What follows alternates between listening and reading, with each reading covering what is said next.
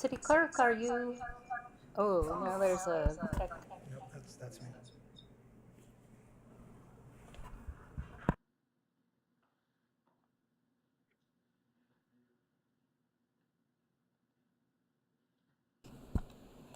City Clerk, can you? I can hear multiples of you. Oh, one is enough. But City Clerk, I think I'm on as an attendee. Can you pull me over? Yes.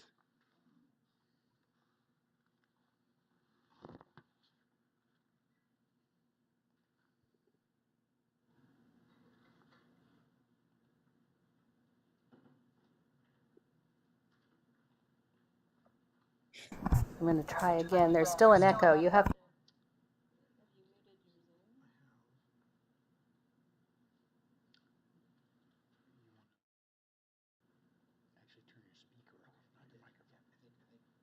Try it again. All right, we're going to try again. That seems to have done it. All right, so we're going to call Recording in progress. call the City Council study session to order at 6:01 p.m. So we're going to start out by taking some public comment. I'm going to point, this is actually going to be a quick study session. We need to finish by at least 5 to 7 because there's quite a few people who will be coming in for the start of the 7 p.m. meeting. And so if we need to, we'll accommodate that in additional meeting. But so we will take, so I'm going to ask City Clerk to take the quorum, take the roll call, and then we'll move on. Thank you, Mayor. Members of the council, if you're present, please indicate so by answering in the affirmative. Councilmember Fliger. Here. Thank you. Councilmember Lee Ang. Here. Thank you. Councilmember Daly. Here. Thank you. Vice Mayor Weinberg. Here. Thank you. And Mayor Meadows. Here. Thank you. You do have a quorum. All right. We've got more than a quorum. We got a full house. So, and I don't play poker, so anyway. So I'm going to open it up to public comment. I'm going to take speaker cards for in the room first. I'm going to give speakers 1 minute. And then City Clerk, I'll move to you. The first speaker is David Rock, who will be followed by Kim Cranston, who will be followed by John Bear. So, David. Who's all these new gizmos? What happened to the old? Hi, David Rock, 150 University Avenue, longtime Los Altos resident. I just want to say that the restaurants of our town are the lifeblood of the vitality of downtown Los Altos. I've been a commercial real estate broker since 1987. I do a lot of work in Los Altos. I can't even tell you how hard it's been to try to attract retailers and restaurants to the downtown area since COVID began. And with the onslaught of with what's happening with online retailing, retailers are very slim and far between. Thank goodness we did the Parklet program. We turned our quiet, sleepy downtown, which is what I'm told by every single person who ever calls me, why would you want to go there instead of Palo Alto? We turned it into a vibrant European city. It feels good. People come downtown. It brings business to the retailers as well as the restaurants. These people spend $50,000 to $70,000 oftentimes on the parklets. To all of a sudden ask them to grandfather that in without, to not let them grandfather that in and ask for completely new structures is just very unfair. Thank you, Mr. Rock. The minute goes by quickly, and I apologize for that. We're going to get more than one shot. Kim Cranston, John Bear, and then Kim Mosley. Good evening, Good evening. Mayor, council members. I really applaud the efforts of the council to move forward a permanent parklet program. Have some questions about some aspects of it. I'm not sure why it's an either or in terms of sidewalk or parklet dining. I don't know what problem is being solved by doing that. Restaurants contribute significant sales tax revenues to the city, and all those tables contribute to that. I also wonder why there's a prohibition proposed for gas heaters and awnings or tents over. There are many of those downtown right now. I don't know why they can't continue. And I also suggest you consider grandfathering existing parklets so that places like ASA or the Post or Rustic House that already have parklets contribute to the sales tax revenues don't have to tear them out and make new ones to conform with the city guidelines. That's all. Thank you so much. I hope you be flexible and nimble going forward. Good evening.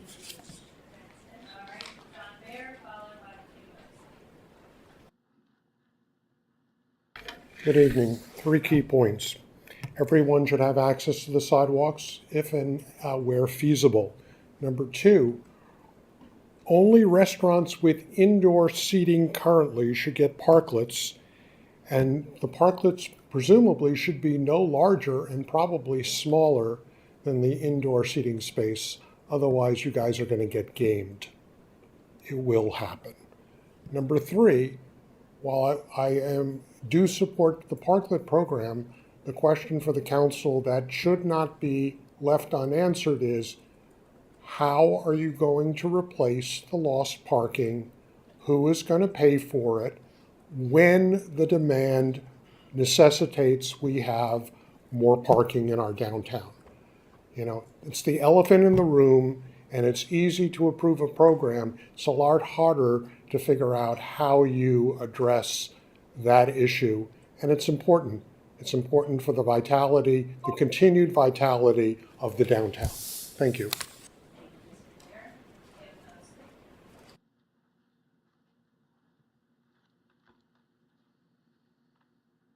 Thank you, council members.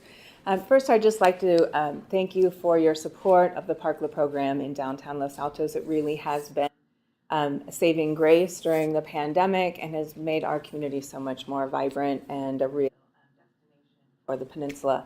As we look at creating a permanent program, I understand the need for uniformity, for safety, ADA access, those kinds of things. But most importantly, we need to make sure that we're going through a process of getting input from all of our businesses so that we can offer the feedback and make recommendations, come to compromises together of what the Parklet program should look like permanently. So there is a timeline in place that we've created with Anthony Carnesecca, a meeting on February 1st at our government affairs session, which will be a presentation of the program, a follow-up Q&A the next day at Rustic House Oyster Bar and Grill, after which we will collect all of this information and would like the opportunity to work with city staff to come up with a proposal that is good for everyone. Thank you. All right, City Clerk, that's all the speaker cards that I have here. Do you have any public speakers on Zoom? Yes, Mayor, we have 2. And our first speaker is Renee Fisher, followed by Roberta Phillips. Renee, are you there? Yes, I am. Perfect, we can hear you. I'm Ronnie Fisher from the Santa Clara Valley Audubon Society. We would like to offer some guidelines for lighting in outdoor restaurant settings. Artificial light at night has been shown to disrupt circadian rhythms in all living organisms. Trees flower too early when not given darkness. Birds and insects are attracted to and caught in lights. In human beings, outdoor light at night has shown a causation link to various cancers, including breast, prostate, thyroid, and leukemia. However, there are simple ways to make lighting safe and attractive, even romantic. We recommend fully shielded fixtures. Brightness should be at most 2700 Kelvin, and the less blue light and the more orange in color, the safer it is. Finally, please shut off all lights within 2 hours of closing the restaurant. Thank you. Thank you, Ms. Fisher. City Clerk, our last speaker is Roberta Phillips. Is that correct? That is correct. Yes, Okay. Mayor. And Ms. Phillips, are you there? Hi, yes, good evening.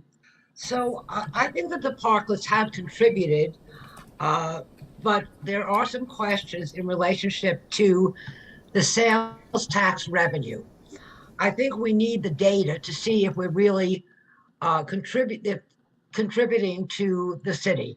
I'd like to see a win-win situation where the burden is shared by the city and the people who are getting the parklets.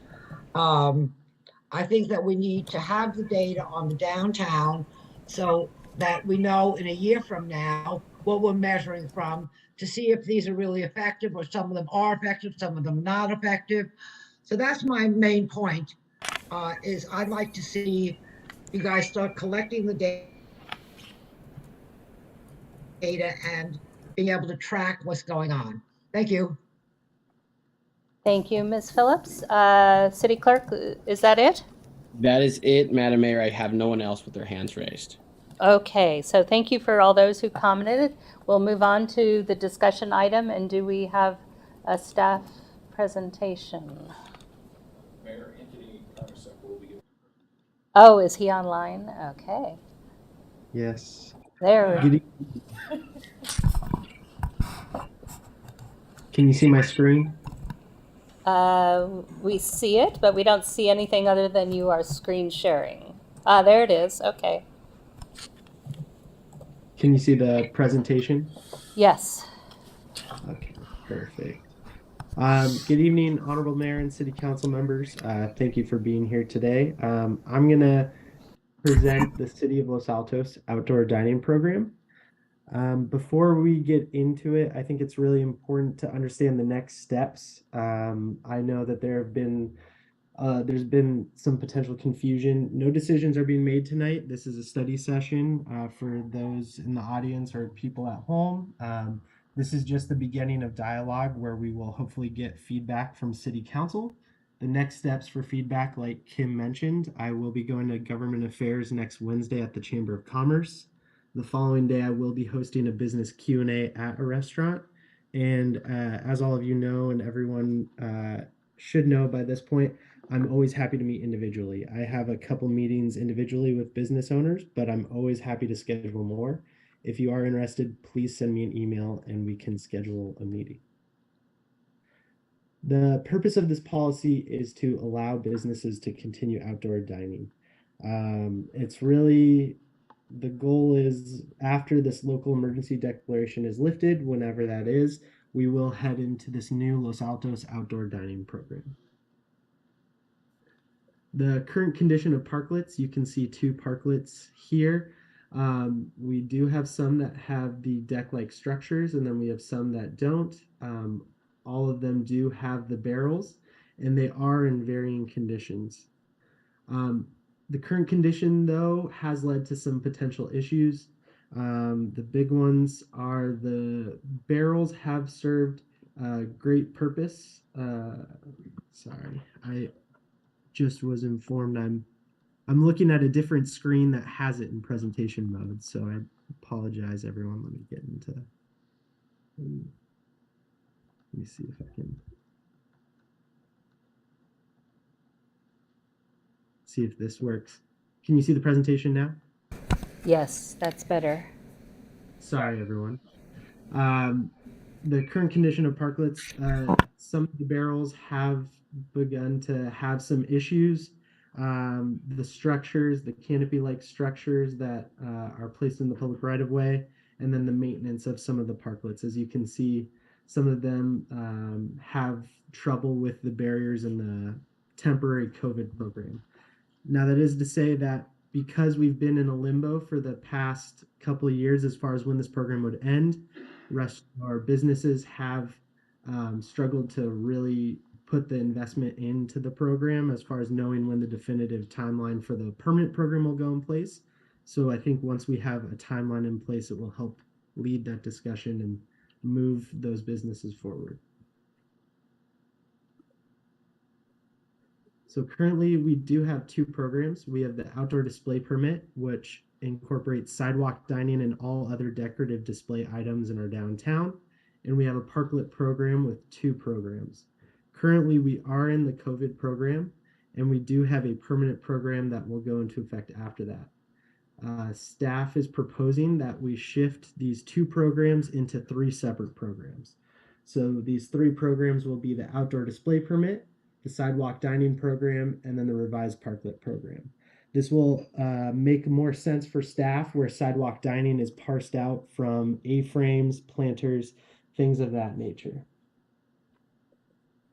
The proposed program changes are to extend the current COVID parklet program to June 30th, 2023 to allow permanent parklets to be built, revising the Los Altos parklet program as specified in the staff report and the program guide, establish the Los Altos sidewalk dining program, and then revise the outdoor display program. One important element to this programmatic change is the either or scenario. Businesses that provide table service with items delivered and or carried away may apply for a parklet permit or a sidewalk permit, but not both. The reason for this is to allow restaurants to decide which of those options makes the most sense based upon the sidewalk or the adjacent dining area and the parklet, and to make sure that we allow for the proper right-of-way clearance on the sidewalk.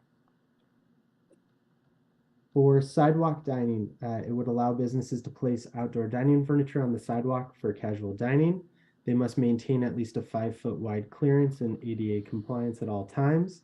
They must provide a layout with locations, and we will have a new annual program fee for this program. These are the three required changes for the permanent parklet program that are required by the ordinances noted in there. We are going to require greater distance from center line to ensure safer vehicular traffic for emergency vehicles. Protected dining area with concrete barriers and metal railings for ABC compliance.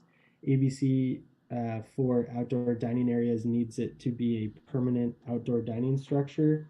And we feel that these concrete barriers and metal railings will allow restaurants to fall within that category. The permanent canopy structures are not permitted per the county fire code. Our county fire code doesn't have a mechanism to permit permanent structures of canopies. This is an example of what the barrier could look like with the concrete planters and then the metal railing. If you just look at the barriers themselves, city staff has connected with a precast concrete contractor, and the city could potentially build a cast mold for the concrete structure to lower the cost for the restaurants, and it would have a unique or a common look, a common feel for all of the barriers. And then with this structure, they would just be the preferred vendor. And if other restaurants wanted to go with other vendors, they would be more than able to do so. So these are the major policy questions that staff is requesting answer from City Council on where they stand. We are requiring that all parklets do include a wood platform structure that meets the sidewalk grade. Does City Council wish to require the wood platform structure moving forward in the permanent program, as opposed to the previous program that allowed a wood structure and also at grade? The reason for this new requirement from city staff is that it increases safety for pedestrians and diners, that we don't have individuals walking out into the street, where at grade there's a potential that they could just walk directly that way. The second is accessibility.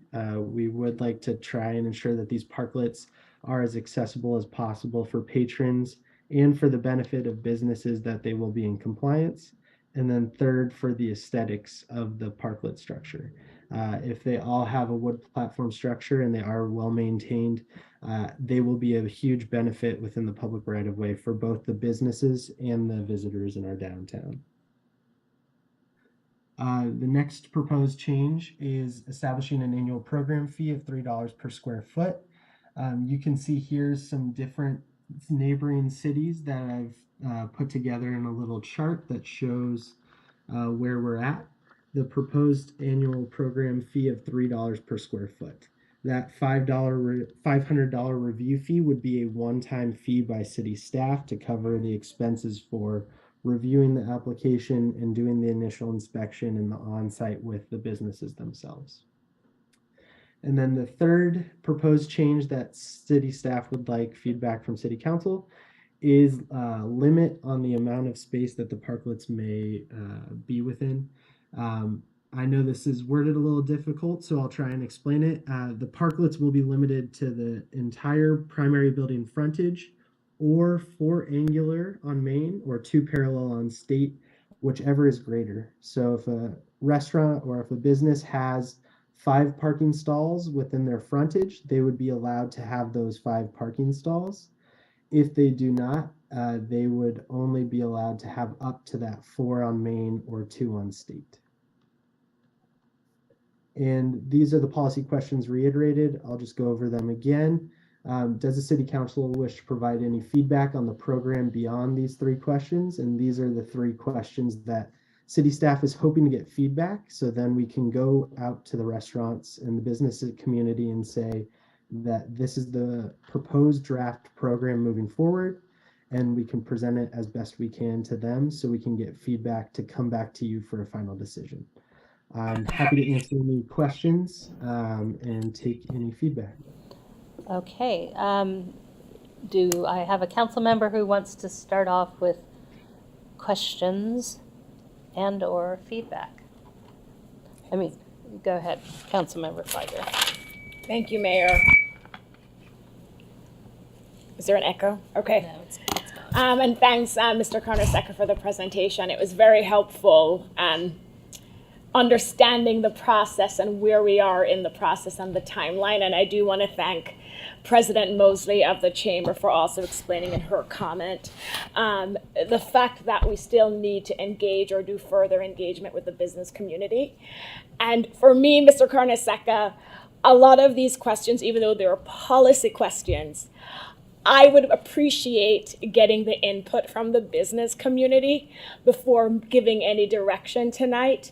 For example, on the wood platform structure, I would prefer to hear what potential impact such a structure would have on the business and whether or not there are alternatives. So I appreciate these policy questions, but my initial reaction as I listen to the questions is I really would value getting input from the business community before giving direction. I do have a couple questions, and I'm going to start with a timeline question, and it's 2 different timeline questions, Mr. Carnesecca. Is there a plan in February? So our next council meeting is on February 14th.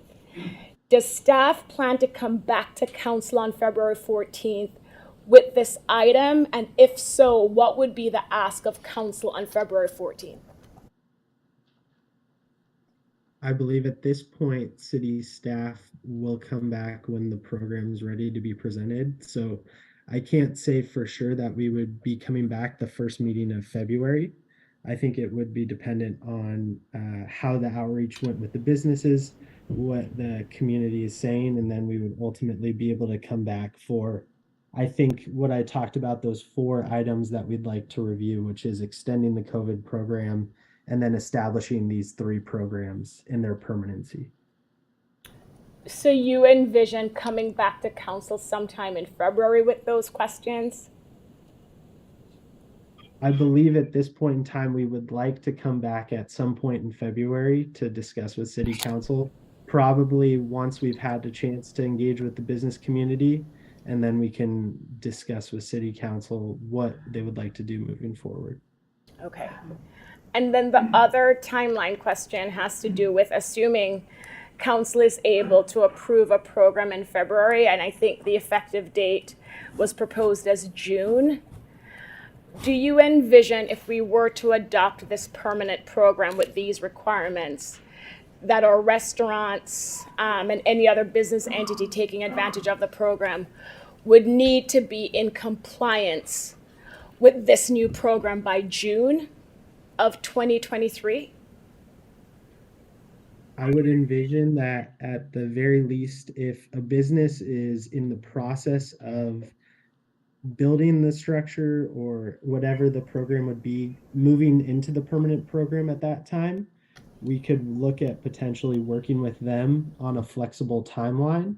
But if a business has told us that they're not going to apply for the permanent program, we would then remove or encourage them to remove the parklet. I think that's the plan from staff. Thank you. And just a couple things that caught my attention. The neighboring business entity requirement, the example of, let's say, and I know it's the business owner and the property owner would have to approve, but let's say the existing business owner says, yes, no problem. You can set up shop in front of my business.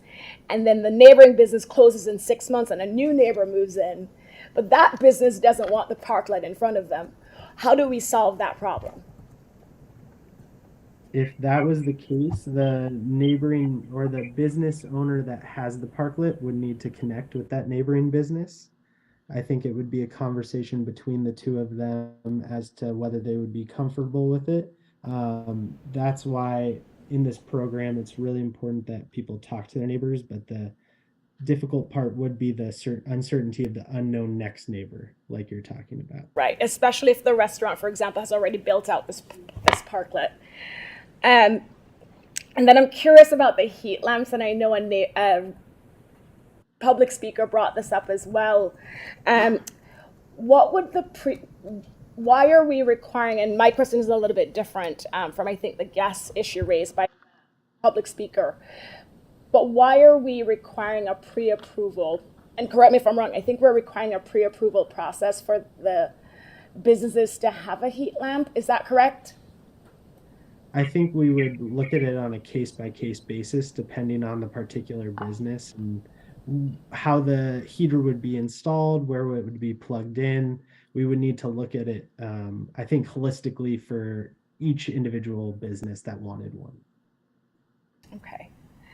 And then on your slide with the barrier example where you have, I think it's a red canopy, I'm trying to understand, is that considered a temporary canopy? Because I thought you said permanent canopies are prohibited. And so I guess I need to understand what the difference is. When you say a permanent canopy, what are you referring to?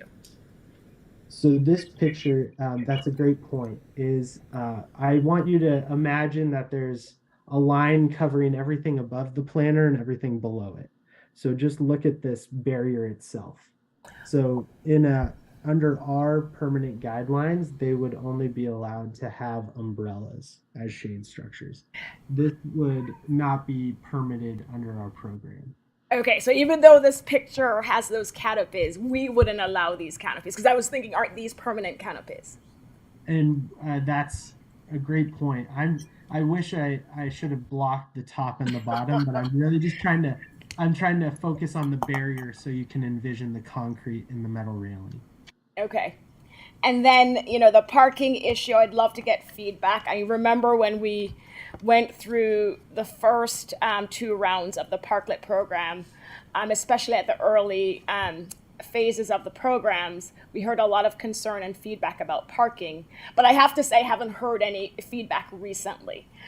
So I don't know if it's no longer an issue. So definitely when you're engaging and doing outreach with the business community and engaging with the community on this draft, I would appreciate getting feedback on the impact on parking. And that's it from me, Mr. Koniseka, but thank you. I look forward to when you bring this back. So, which council member would like to go next? All right, Vice Mayor. Thank you, Mayor. Mr. Karnasika, thank you very much for the presentation and the staff report. So this particular mic is causing feedback. So, are you able to hear me with this one? Okay, I don't know if it's going to be a problem though for council member Daly. We'll pass it.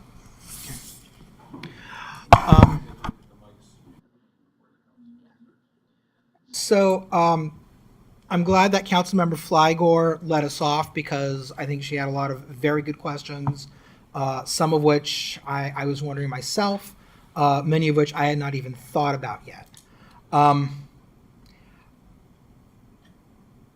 After going through the packet, looking at the proposal, listening to the presentation, observing the slides, I've come to the conclusion that I simply do not have enough information, I think, to really be able to give input as to this is the policy that I favor. The only exception to that would be anything that currently is a violation of code. and if something is now a violation of code, I don't think we have to wait for any kind of a change or a new permanent program. If code says you can't have gas heaters, I know that's an inconvenience, and I've eaten outside before, I've enjoyed them. But if code says you can't have the gas heaters, you can't have the gas heaters. So anything that's a violation of code, I think it's appropriate for staff to let the community, the restaurant community know that, and for the restaurateurs to take the steps they need to in order to satisfy code requirements. I do have two specific questions. The first is, let's say a restaurant borders 4.5 parking stalls. Are they entitled to 5, or are they only entitled to the 4? That's assuming that their frontage is in front of the 5th one, you're saying? It's in front of half of it.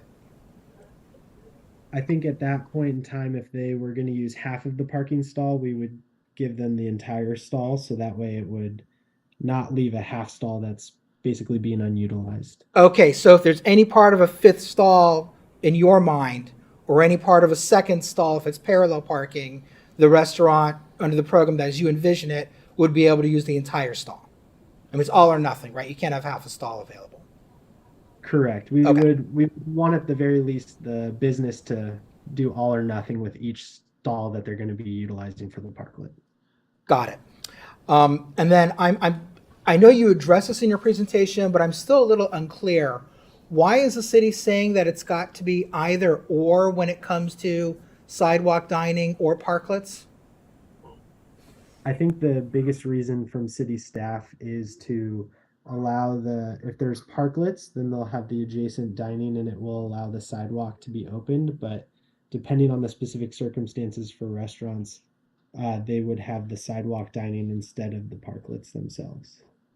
So I'm still not getting it. That the goal is to make sure that there is adequate sidewalk space for pedestrians, including people who are challenged in their mobility, correct?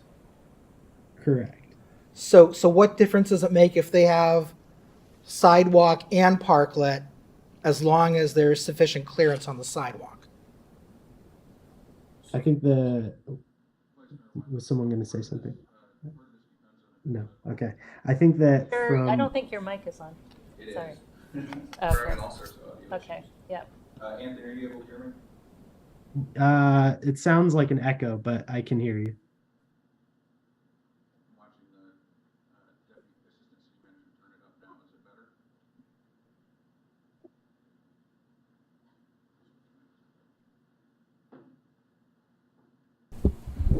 Let's hope this one works. Okay. Part of this answer depends on whether it's the parklet has a raised patio or not.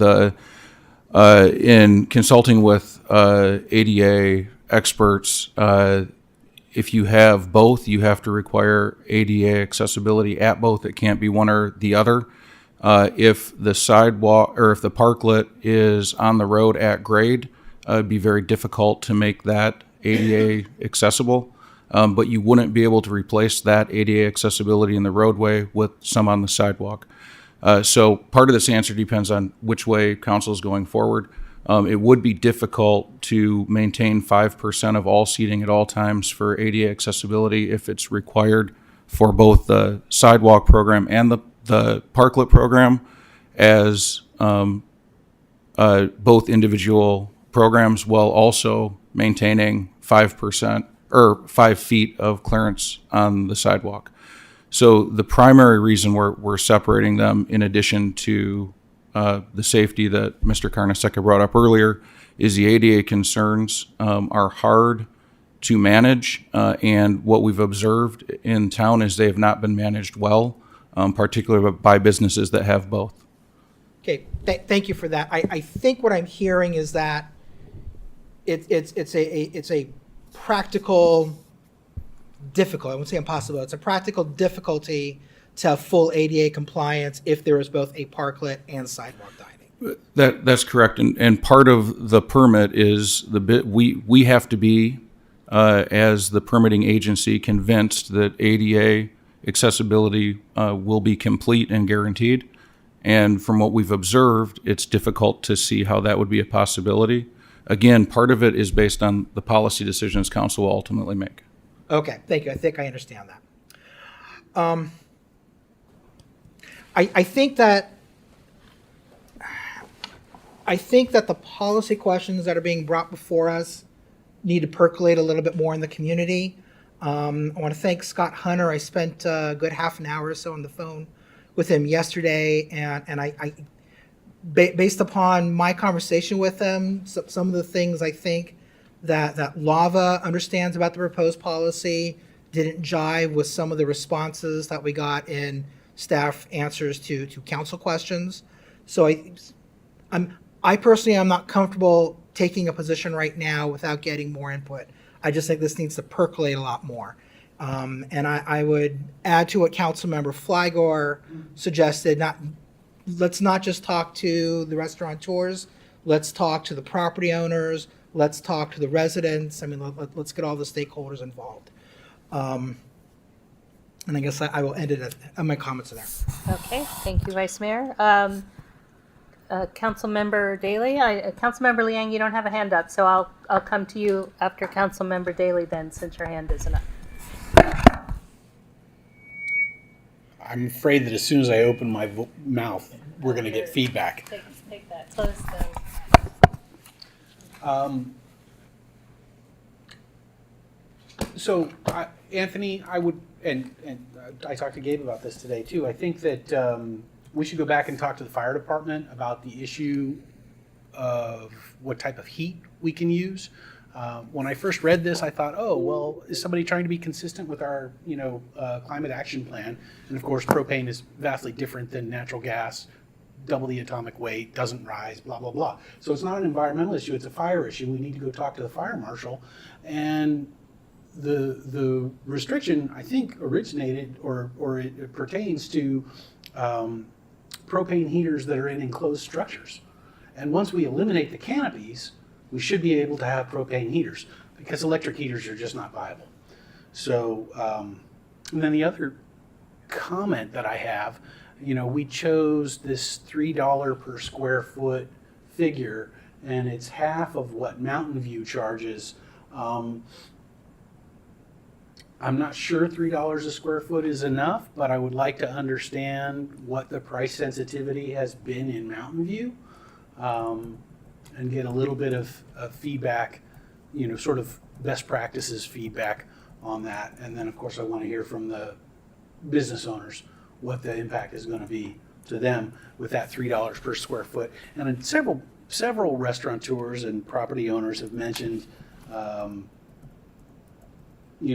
investment that they already made in the parklets that they have, which, for some businesses, it's quite substantial. So I would like to see us take that into account, perhaps with regard to the timing and phasing in of the new parklet requirements for those business owners who have already put a substantial investment into the street. So those are my remarks and comments. Thank you, Councilmember. Councilmember Liang. Thank you, Mayor. I have a few questions. So I need to better understand this. So I agree that we need to get input from the stakeholders, and that includes the retail and service industry and also the residents, because we need to understand how we are going to replace the parking that we're giving up. So if you have a comment on that, or are you going to address that? I'd like to hear more about it. Because these parking is valuable for people with limited mobility. So I want to make sure that we reach out to our age community members as well, like our aging facilities on Los Altos Ave, and see what they have to say as well. So I want to make sure we're just not having that chamber meeting and including restaurants. The criteria for outdoor dining is that delivery of food must accompany the order, and probably some service attached about So I just want to better understand, like, for example, I'm just going to use it as an example, like State Street Market. I think all of the vendors in that market is takeout operations, or perhaps maybe one or two. So how does this qualify them for the program, and how many parking spaces on State Street Market will be allowed? Will they be allowed 4, or can you answer that question? So I'm just looking at my slides to pull up the information on so businesses, showing, businesses that provide table service with items delivered and or carried away by an employee may apply for the Parklet program. So as long as you do that, you would be eligible. It would be up to the business and the city to confirm that that's the case. For any business, as stated in the program guidelines, it would depend on their building frontage. So if their building frontage was, for example, 6 parking stalls, they would be allowed those 6 parking stalls. But if it was less than that, then they would be allowed the maximum of 4 on Main Street or 2 on State Street. And Okay. of course, that number can change depending on how City Council would like to direct staff. Okay. And then I guess I'm unclear about the clearance. And I know that you said that you got clearance from Santa Clara Fire, but based on California Fire Code, it requires a greater width on the road for making sure that we can have clearance for apparatus and proper opening of the doors for our fire trucks. Do we intend that the fire trucks will be driving down the middle of the road? Because if you're only stating that, like for example, State Street, it would only have to be 11 feet, because this goes against the California Fire Code. Is there a way that you can verify from Santa Clara Fire Department that they are up to date with the state fire codes? Because based on Title 24, Part 9, Code 503.2.1, they're requesting a greater distance. So I just wanted to make sure we verify that.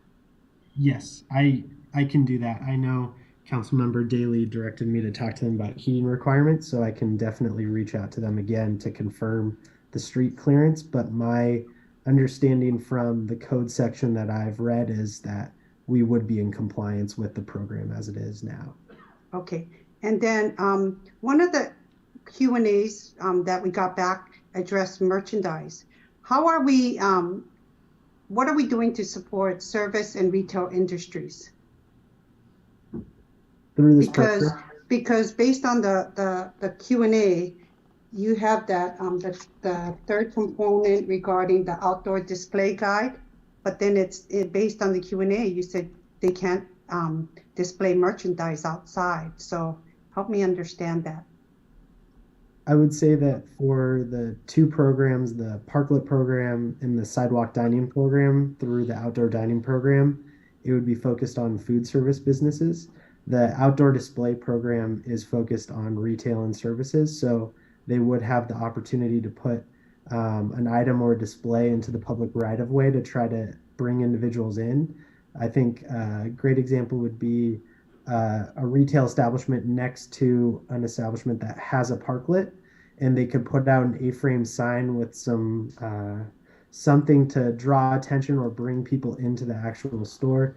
If you walk along Main Street, you'll see some of the displays, which I know Present has a great A-frame, for example, and there's some other businesses that utilize those A-frames to try to draw people into the retail establishments. So does that mean that the retail establishments can't put clothes racks outside? Retail establishments would not be allowed to display merchandise under the outdoor display permit. That's what I thought I read. So I just want to make sure we're fair to retail establishments as well as, as well as we support our restaurant industry as well. I was going to say that we do have our sidewalk sales permit that does allow 10 businesses or more to be able to display items in the public right of way if they apply for a permit through the police department. So we do have some other programs that are available for retailers. Okay, that's good to know because I was not aware of that. Then the other thing was about the logos, how we can't have signage on the umbrellas. And I think many of us are used to seeing like Starbucks with their logo on top of the umbrellas. So can you clarify that? Then that means you're saying they all have to get new umbrellas? I believe under the program guidelines, they wouldn't be able to do advertising. I see Director Zorns moving towards the microphone, so. So I'm just going to clarify for the council, that was something that staff is recommending, is that it's something that's consistent with our signage guidelines that are already in existence in the city. We have been fairly relaxed, especially during COVID.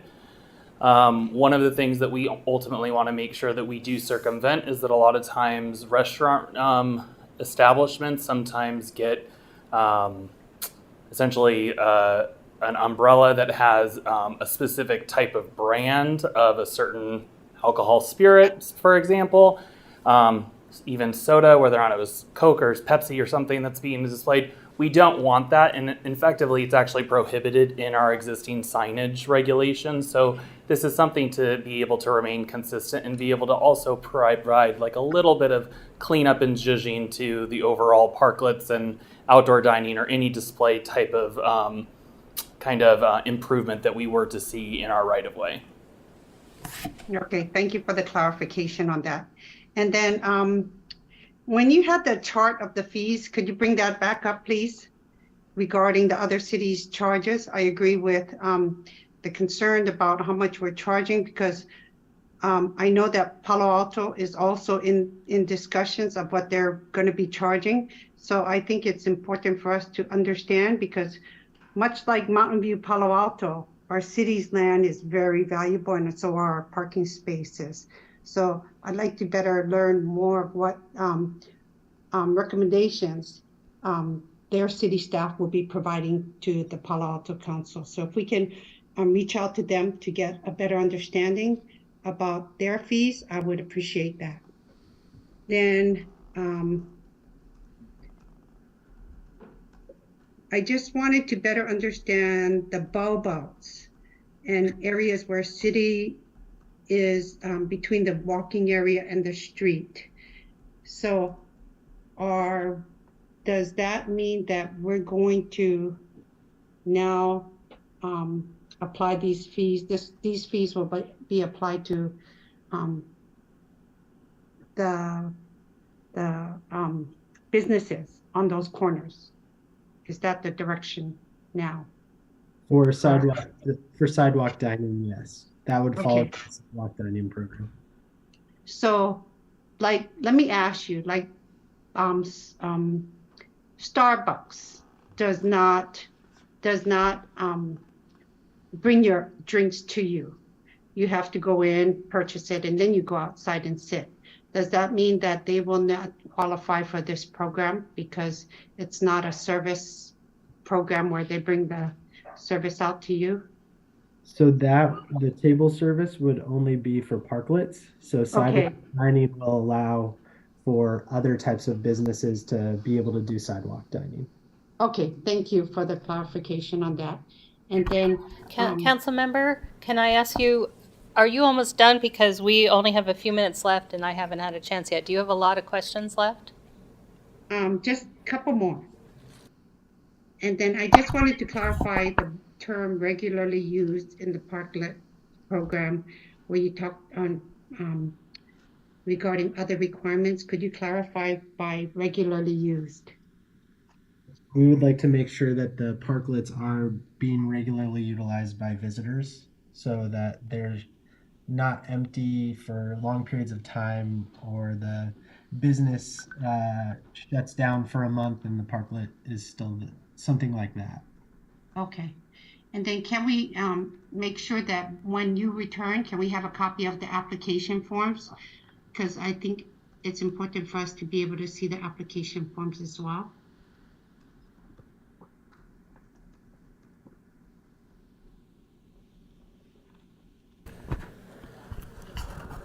council member, are you done?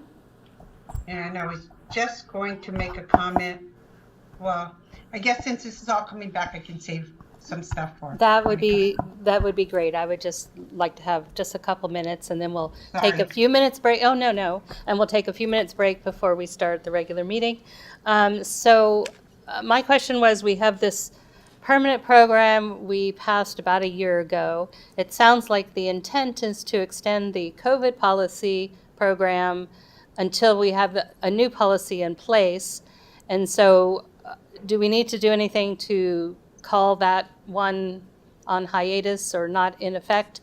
And that really gets to the question of, have any restaurants invested only on the basis of the COVID program, which is all that has ever been in effect in the last couple of years, or have they already made investments based on the permanent program that we're not going to enact because we're going to enact this new one? We had a few businesses reach out to city staff late last year, and I told all of them to put it on hold for the time being while we looked through this. So at this point in time, I believe everything that's out there was done under the COVID program and with the understanding of the COVID program. That being said, I believe that some businesses would like to see some incorporation of trying to make it as easy as possible to transition from the COVID program to the permanent program. Okay, understood. So we want to make sure no one may take the permanent program off the website or something. We don't want anyone looking at a permanent program that's never going to go in place. So also regarding whether you can do service, whether you can have a parklet and sidewalk seating, and obviously the accessibility is an issue. It seems to me that the other issue would be that if you have sidewalk service and you're servicing the people sitting in the parklets with food, then you're going to have a lot going on between the restaurant and sidewalk dining and the parklets. So that ties into ADA, but is not specifically limited to ADA, so I imagine that might be a consideration.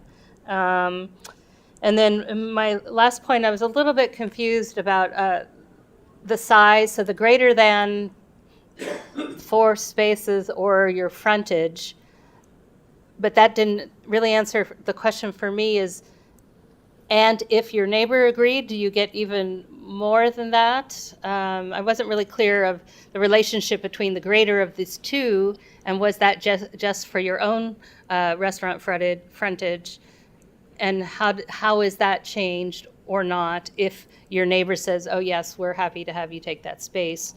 And then based on, and you don't have to answer that right now, but that is a question. And then based on that risk, which there always is a risk that your neighbors change.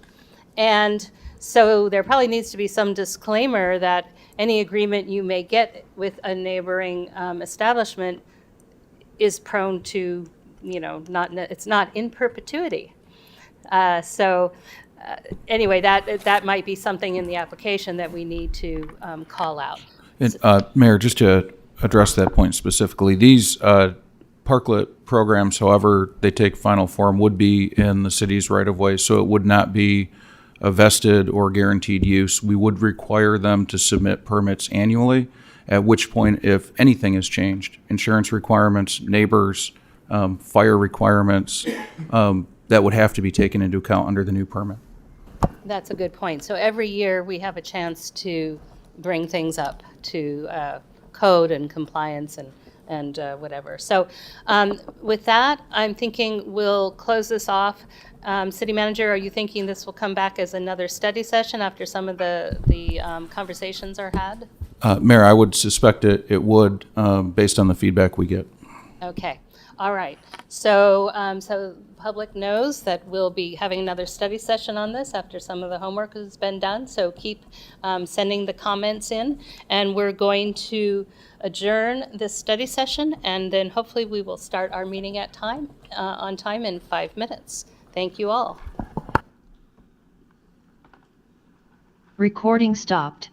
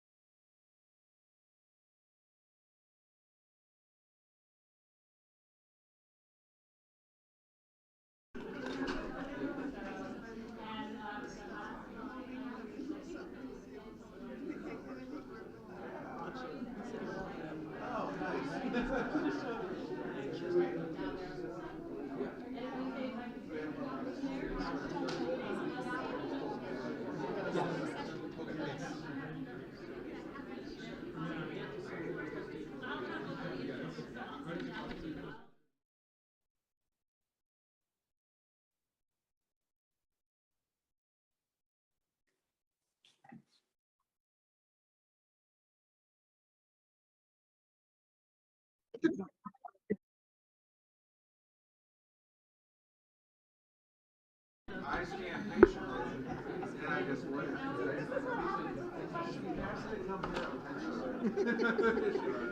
keep telling yourself that. Nope, she's going the wrong way.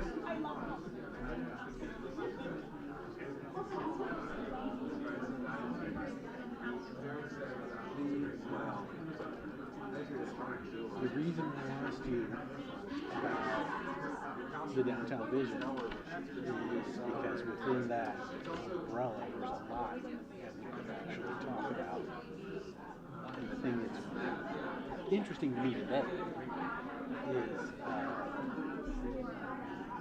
a parking structure.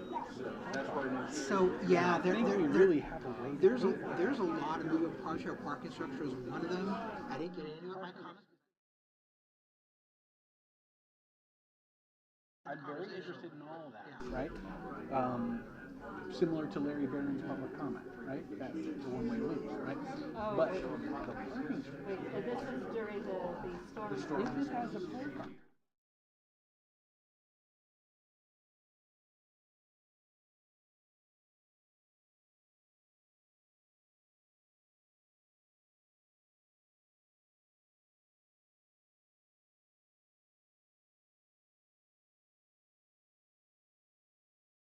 Zero cost narrative. That makes sense. A very interesting conversation with Gabe about it today, but we need to come back to this. Okay? But if you're cool with Brown acting on that. Everybody ready?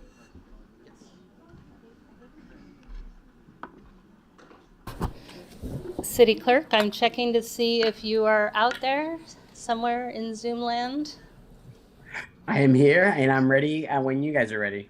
All right, let me check City Manager. Are you ready? All right. Good evening, everyone. Recording in progress. It always interrupts me. So All right. that's okay. Welcome to the City Council meeting of Tuesday, January 24th, 2023. I'm very excited to take you through the first part of our program. This may be, I'll talk about that in a minute. Let me not get ahead of myself. City Clerk, would you take roll, please? Yes, Mayor, thank you. Members of the council, if you are present, please indicate so by answering in the affirmative. Councilmember Flagger. Here. Thank you. Councilmember Lee Ang. Here. Thank you. Councilmember Daly. Here. Thank you. Vice Mayor Weinberg. Here. Thank you. And Mayor Meadows. Here. Thank you. Mayor, you do have a quorum. Everyone is present. Okay, so the Pledge of Allegiance today, do we have our two scouts who are going to do that for us? I was looking for them. I don't see their boxes here, and I also do not see them as regular attendees. So Miley and Tara, are you in the audience? No. I don't want to wait more than a moment or two. No luck, City Clerk? No, I can quickly check if I can try to resend her the panelist link to see if that triggers a reminder, but we will be waiting. Tara, I saw the name. Oh, you saw the name, Tara? It popped up. There it is. They're here. Oh, they're here. Okay, yay. Click the mute button. Okay. Actually, Tara and Millie, you guys are up. So. Yes. We just got the link, so can you please stand up and read the Pledge of Allegiance? You don't need to read it. You just. So do we just start? Yes, please. Yes, young ladies, go ahead. Okay. 3, go. I pledge allegiance to the flag of the United States of America and to the republic for which it stands, one nation, under God, indivisible, with liberty and justice for all. Thank you, ladies. Would you care to introduce yourselves? I'm assuming you're sisters. Yes. My name is Millie, and I'm 11. I'm Tara and I'm 9. All right, and which school do you go to? So we both go to Oak Avenue Elementary School. All right, and are you doing this tonight because then you could put off doing your homework? No, I already finished my homework. Oh, yay. Okay. Well, thank you so much for joining us tonight and leading us in the pledge, and we appreciate it. So thank you so much. All right. Thank you. Well, all right, let's move on then. So in terms of report on closed session, we had no reportable actions from the closed session. And now I'm going to ask my colleagues, do we have any changes to the order of the agenda? I'm not seeing any. All right, so then we're going to open the floor to public comments that are not on the agenda. So if you have anything to say that we're not going to cover later in the meeting, then now is your time. I don't have any speaker cards, so I'm not sure I have any speakers here. City Clerk, do you see any hands? I do not, Mayor. If you'd like to address the council, please click the raise hand button on your screen on items not on the agenda.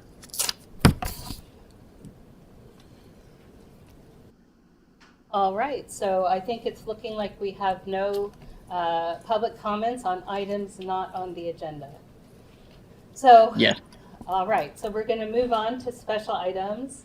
And it's my pleasure to focus this evening on one of the themes, I think, for the year. Our themes are community, that's all of us, vision, that's working towards the future, and celebrating our successes. And tonight, we're going to celebrate a lot of successes. So the first item under special items is the introduction of our new Capital Improvement Projects Manager, Franklin Wong. And Jim, you're here to do the honors, and this must be Franklin. Go right ahead. Thank you. Thank you, Mayor and Council. Jim Sandoval, Public Works Director, and I am excited to introduce you to our new CIP Manager, Mr. Franklin Wong. And he has a wonderful resume. Has served at a number of agencies that you're familiar with, including the Trans Joint Powers Authority in San Francisco, VTA, BART, and the Golden Gate Bridge Authority, as well as the City of Boston. And he served as a program manager, budget manager, so he will serve us well as putting him at the helm of managing our CIP program with a focus on quality, schedule, and budget, as well as he'll be managing his own projects and overseeing our CIP budget. So I'll let Franklin say a few words. Thank you, Jim, and good evening, Mayor and City Council. And I've worked in different special districts in California for the last 2 decades, and I look forward to work with you and my City Hall colleagues to provide world-class services to the citizens and visitors of the city. Thank you. Welcome, Mr. Wong, and thank you for joining us in person tonight.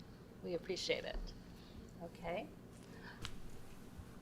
All right, then I'm going to have the pleasure of recognizing all the emergency workers who worked so hard during those storms when we were all hunkered inside under our blankets and drinking hot tea.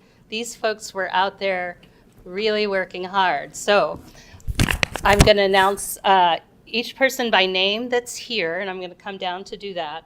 But I want to make sure I'm on this mic when I tell the recipients that in this folder, you will not see it, but you are getting an extra free vacation day that goes along to thank you for your services.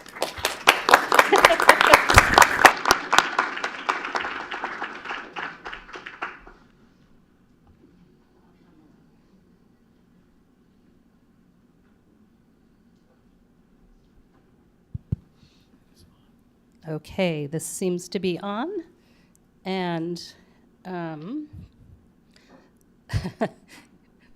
I only have 2 hands. All right, yes. So you can hold them, and then I'll read them. Okay, so our first recipient is Grant Gabler. Yay, Grant. Thank you so much. Appreciate it. Oh, yes. Wait, don't stand behind me. Stand. Each or, all at the end. Okay, all at the end, we've been instructed. Okay, you have to stay down there then, sorry. Oh, and you're gonna stay up. I got it, see, this is well rehearsed. We're a well-oiled machine here at City Hall. All right, Matt Estrella.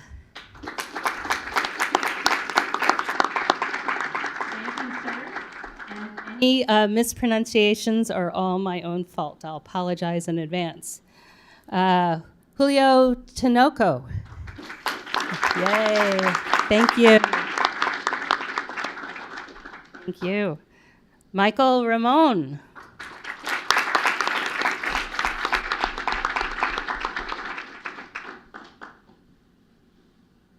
Jose Esquives. Yeah.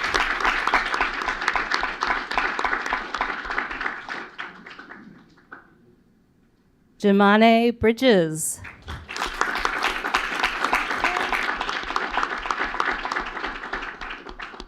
Hunter Frank.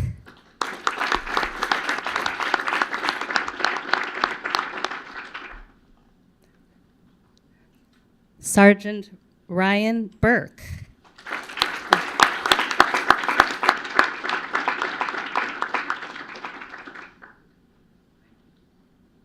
Chris Fournier.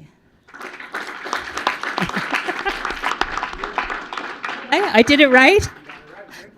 I said, I grew up on the East Coast, so I studied French, so I get most of the names here wrong, but Fournier I could do. Okay, and last and certainly not least, Ron Reynoso.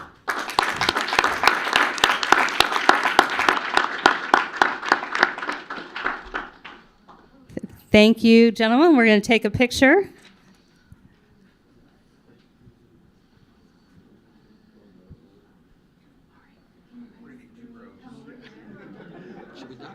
Huh? Should you and I duck? Yeah. Well, I don't know. Maybe we'll put up some rabbit ears.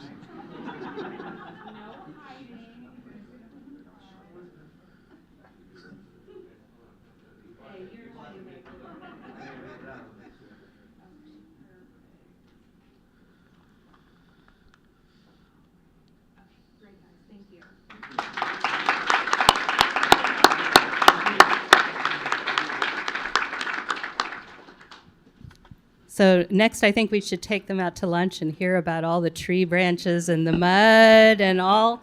I mean, I can only imagine what that was like to be out there working. All right, so now we're going to do, and this never happened when I was a commissioner, and actually one of our council members maybe gets one of these, but we're going to recognize our outgoing 2022 commissioners. And some of these people have served so long that I served with them back in the day and learned a lot from them. So I'm going to call each up. We don't have a free vacation day for you, but, but we do have a plaque with your name on it. So former planning commissioner and one of the people I learned a lot from, Ronit Bodner.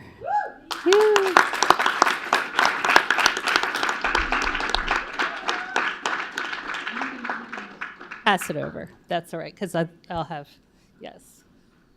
Hi, Ronit. Next, I'll start crying. Okay. And Parks and Rec Commissioner Pete Daly.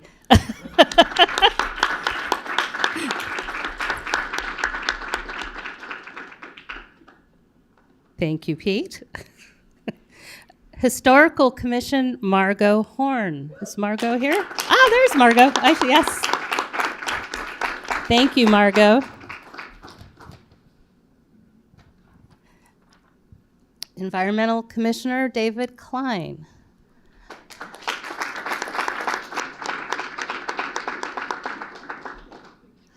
I represented that commission, and I'm not sure I ever met him in person, so I guess the streak is still intact, unfortunately. Okay, so Design Review Commissioner, and someone who may be one of our longest-serving commissioners, Jude Keurig, who I served with on Design Review. I think you have 9 years under your belt, right?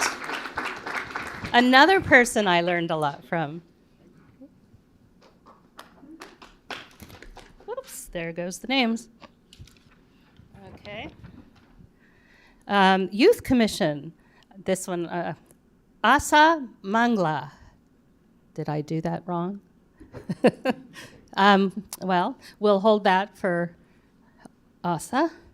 And Planning Commissioner David Merrick. Is David here tonight? I don't see David. I served with him mostly on Zoom. That's how it went for a while.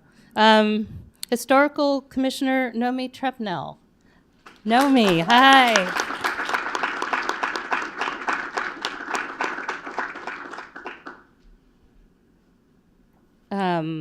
Oh, and then Historical Commissioner David Moore, former chair.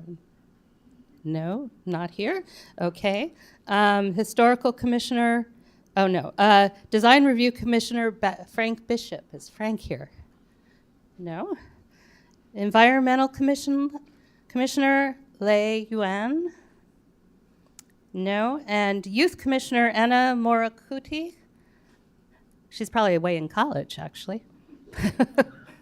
That's what happens when they graduate from Youth Commission. They often go on to college. Well, we will get the certificates.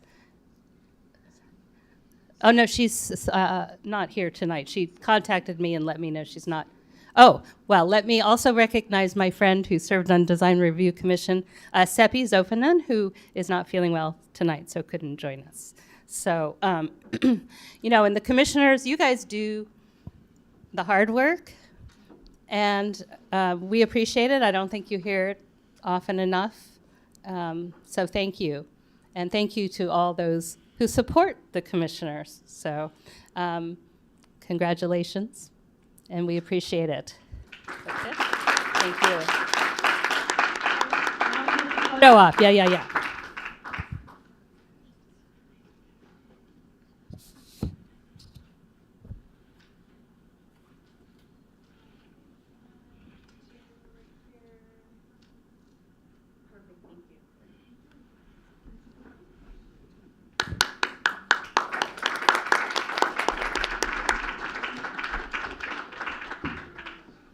Okay, so now we're moving on to recognize our award-winning Climate Action and Adaptation Plan, which I fondly refer to by CAAP. It's much easier to say. So Bruno, I believe you're going to come up, right, and accept a few things. But let me tell the audience about the work and the award. So Bruno Delagno is the chair of the Environmental Commission. I also see Laura Texler here, who's been on the commission for a while. Do we have any other? Oh, yeah, Don. He's hiding in the back too, Don Whedon. Right, and thanks for all the work. So the Beacon program, which is what this award is about tonight, is provided by the Institute for Local Government. It recognizes and supports local jurisdictions in California that are addressing climate change and promoting more sustainable communities. The program, which has more than 160 participating local agencies, provides technical assistance, access to educational webinars and networking events, and opportunities for award recognition. That's probably this. Right? Okay. Each year, the Institute distributes awards to local agencies taking voluntary action to reduce greenhouse gas emissions, promote energy savings, and create more sustainable and resilient communities. In August of 2022, the City of Los Altos received 4 Beacon Spotlight Awards, which included Platinum Level Award for 30% agency natural gas savings, Platinum Level Award for 40% community greenhouse gas reductions, Platinum again for 40% agency greenhouse gas reductions. Did I say Yes, okay, that's correct. And silver level award for sustainability best practices. I'm assuming platinum level award is the top level. Okay, all right, so this is a good thing. So we are proud of these accomplishments to reduce greenhouse gas emissions, increase our natural gas savings, and implement best practices in climate action and sustainability. We would like to thank the Environmental Commission, city staff, and members of the public for their hard work and contribution to the creation of our newly adopted Climate Action and Adaptation Plan, and for their continued efforts to address climate change and create a more sustainable future for residents in Los Altos. So we can clap at that. And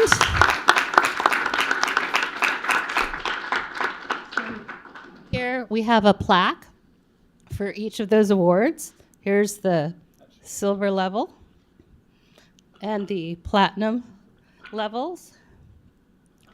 So which wall? Or is this going on Bruno's wall? It's going on John Maginot's wall. Okay. So this is proof they worked really hard, and we all appreciate it. And we talk about the CAP, CAAP, almost every meeting because it percolates, as it should, into all the actions that we're taking as we move towards the future.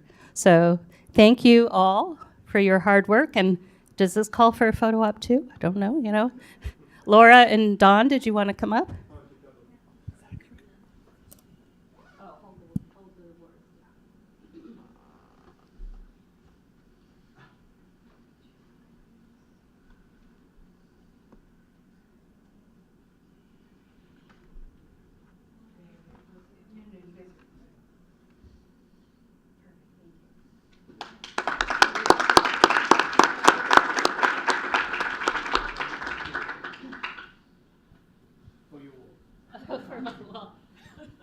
All right, we'll argue about those later. So good. So let me put this over here. So next on the agenda, we're going to have two proclamations. And both of these are a little late because my first meeting as mayor was earlier in January and I was not quite thinking ahead yet. But I got us through that meeting and we're here tonight for this one. So the first proclamation is to recognize Martin Luther King Jr. And for that, we have two guest speakers to read the proclamation. Maxim Asmar and Anna Asmar. They're going to come up. And you guys have figured out how you're divvying it up, right? And then I will close out. So they're going to read the MLK proclamation.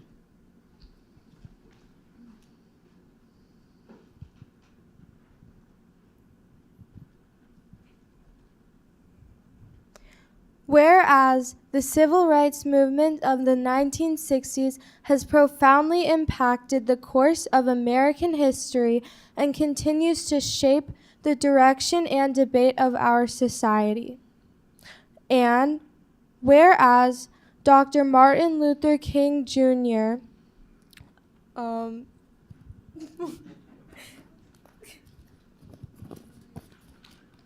Luther King Jr.'s dreams of equality and achieving social change through nonviolence have helped shape our nation. And whereas we remember his legacy as an American hero and a tireless social activist who called upon our nation to ensure equal justice under the law, upholding our founding principles which recognize individual rights to life, liberty, and the pursuit of happiness. And whereas Dr. King encouraged Americans to come together, regardless of age, race, or creed, to strengthen their communities, alleviate poverty, and value the dignity and respect inherent in all people. And whereas we look forward to the future with optimism, inspired by Dr. King's legacy and informed by his dreams and wisdom and vision, let us rededicate ourselves to keeping his dream alive and be reminded that we are united together as one community.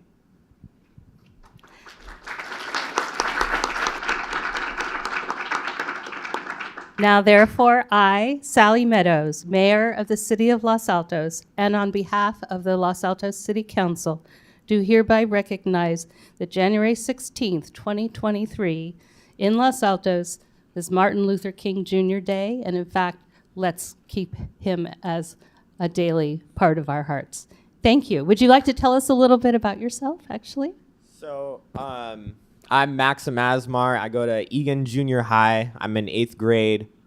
I'm applying to St. Francis this year for high school, and I'm really passionate about race and Martin Luther King Jr., so it's an honor to be here.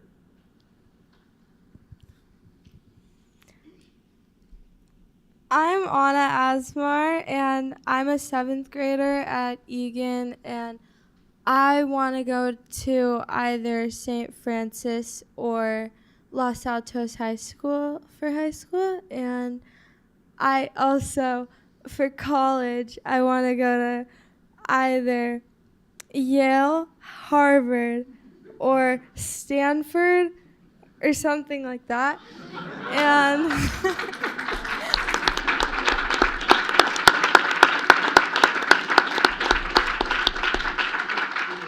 Let's take some photos, but I just want to thank you both. This made this so special. Thank you. Mom, you got the photos?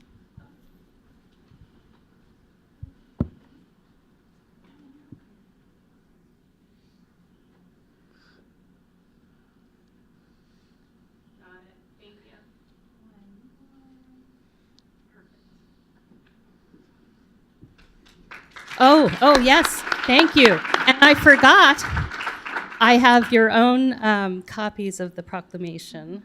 So one for each of you. Thank you so much. Yes. And we have a proclamation celebrating Lunar New Year.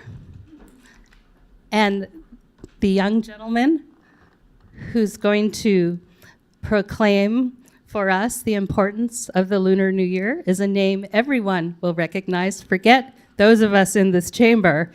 This is Larry Chu III.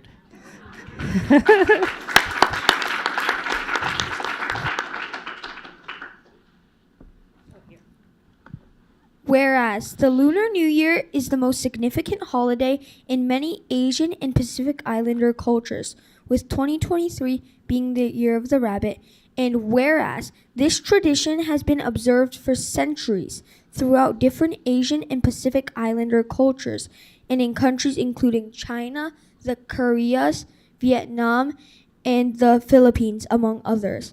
And whereas this occasion is an opportunity to recognize the heritage and history of the Asian and Pacific Islander community who celebrate the Lunar New Year, and whereas amid the shameful increase in anti-Asian hate across the country, we must continue to call out past and present racism and fight for the safety and inclusion in these communities. And whereas, in observance of Lunar New Year, we express our deepest respect for Asian Americans and all individuals throughout the world who celebrate this significant occasion. And whereas, we wish happiness, prosperity, fortune, and good health in the Year of the Rabbit to those who celebrate.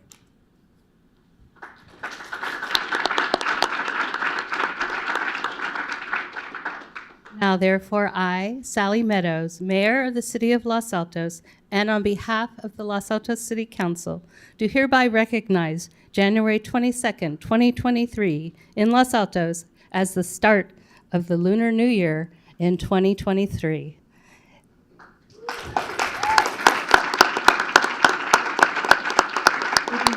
Tell us a little bit about yourself. I am in 6th grade and I'm 12, and I go to Pinewood School, and I am following the footsteps of my father, and I'm going to work in the Chinese food business.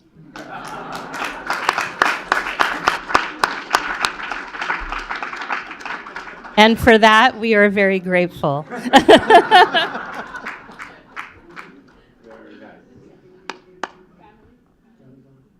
Oh yeah, family, if you want to come up, you want to take a picture? Right.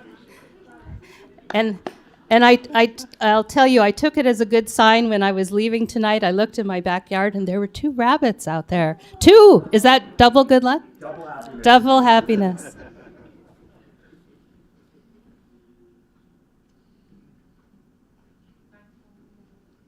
Okay. Thank you. Yeah. Thank you. Oh.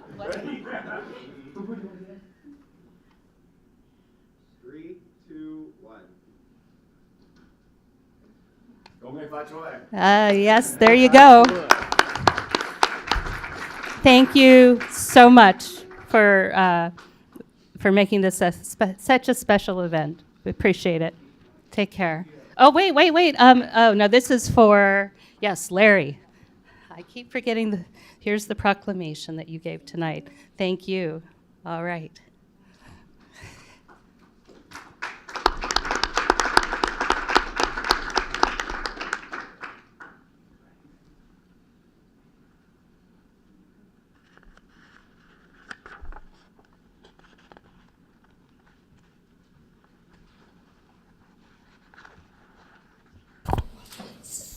So we're going to just give everyone a moment to those who don't want to stay, and no judgment whatsoever.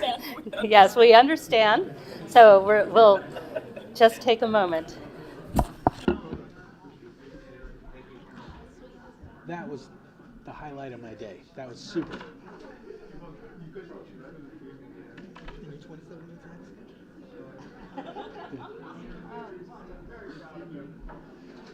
What did you say? She's 27. Earlier today, she thought this would take up an hour to do. This was 27 minutes.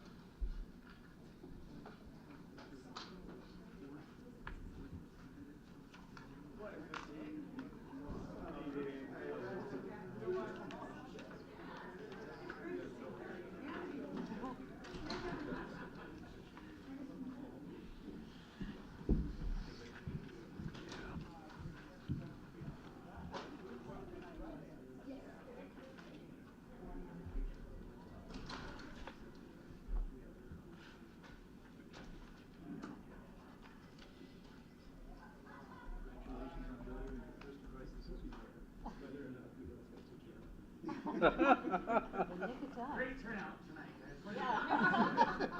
All right. Was it a K instead of a C? I read it was a C. It was a K, and unlike the deputy city all right, we'll take note of that so we can correct.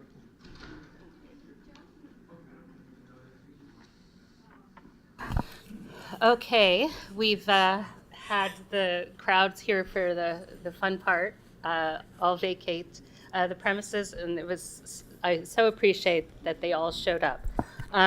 So I do, this is not on the agenda, but I do want to make one statement. And although this program and the proclamations that we went through just now have been very uplifting, I must acknowledge what we're all keenly aware has transpired over the last several days in our state.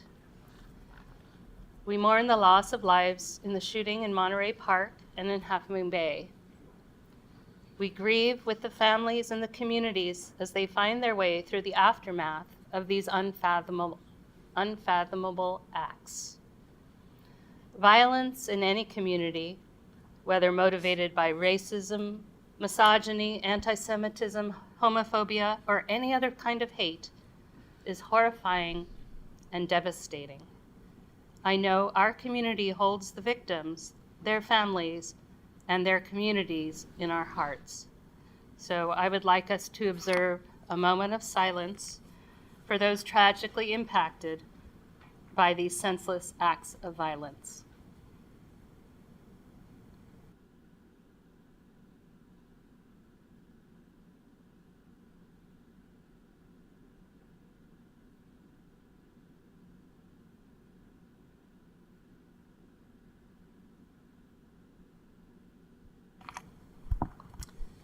Thank you, everybody. Since our neighbors were impacted by that, I felt we should acknowledge it. So we're going to move on to the consent calendar. Any comments, or can I have a motion? Vice Mayor? Move approval of the consent calendar. Do I have a second? Second. Okay, City Clerk, would you take roll? Yes, Mayor. Just to confirm, the second was from Councilmember Daly. Correct. Thank you. All right, members of the council, if you're in favor of the motion to approve the consent calendar, please answer in the affirmative. Councilmember Flagger. I don't know if you could hear her. Yes. Thank you. Councilmember Daly. Yes. Thank you. Councilmember Lee Ang. Yes. Thank you. Vice Mayor Weinberg. Yes. Thank you. Mayor Meadows. Yes. Thank you. Motion passes unanimously. Thank you, City Clerk. So we're going to move on to our public hearing, and Director Zorns is up to walk us through what we're looking at tonight in terms of our housing element update. All right, good evening, Council. Director Zorns here from Development Services to go over our 6th cycle housing element and hopefully what we get to adoption this evening. But for the record, I do want to say I think this is the fun part of the meeting. I mean, it's a culmination of 2 I'll years. have a motion Come that on, we can guys. vote on that. So no formal presentation, just because obviously we kind of have had a pretty robust discussion around this topic several times over with the council in multiple different formats, as well as multiple different venues.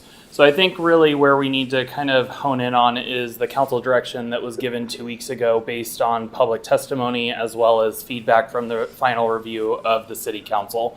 So right now what I'm referencing is the attachment to the city council agenda packet, which is my draft memo that covers the specific revisions that were directed by the council 2 weeks ago.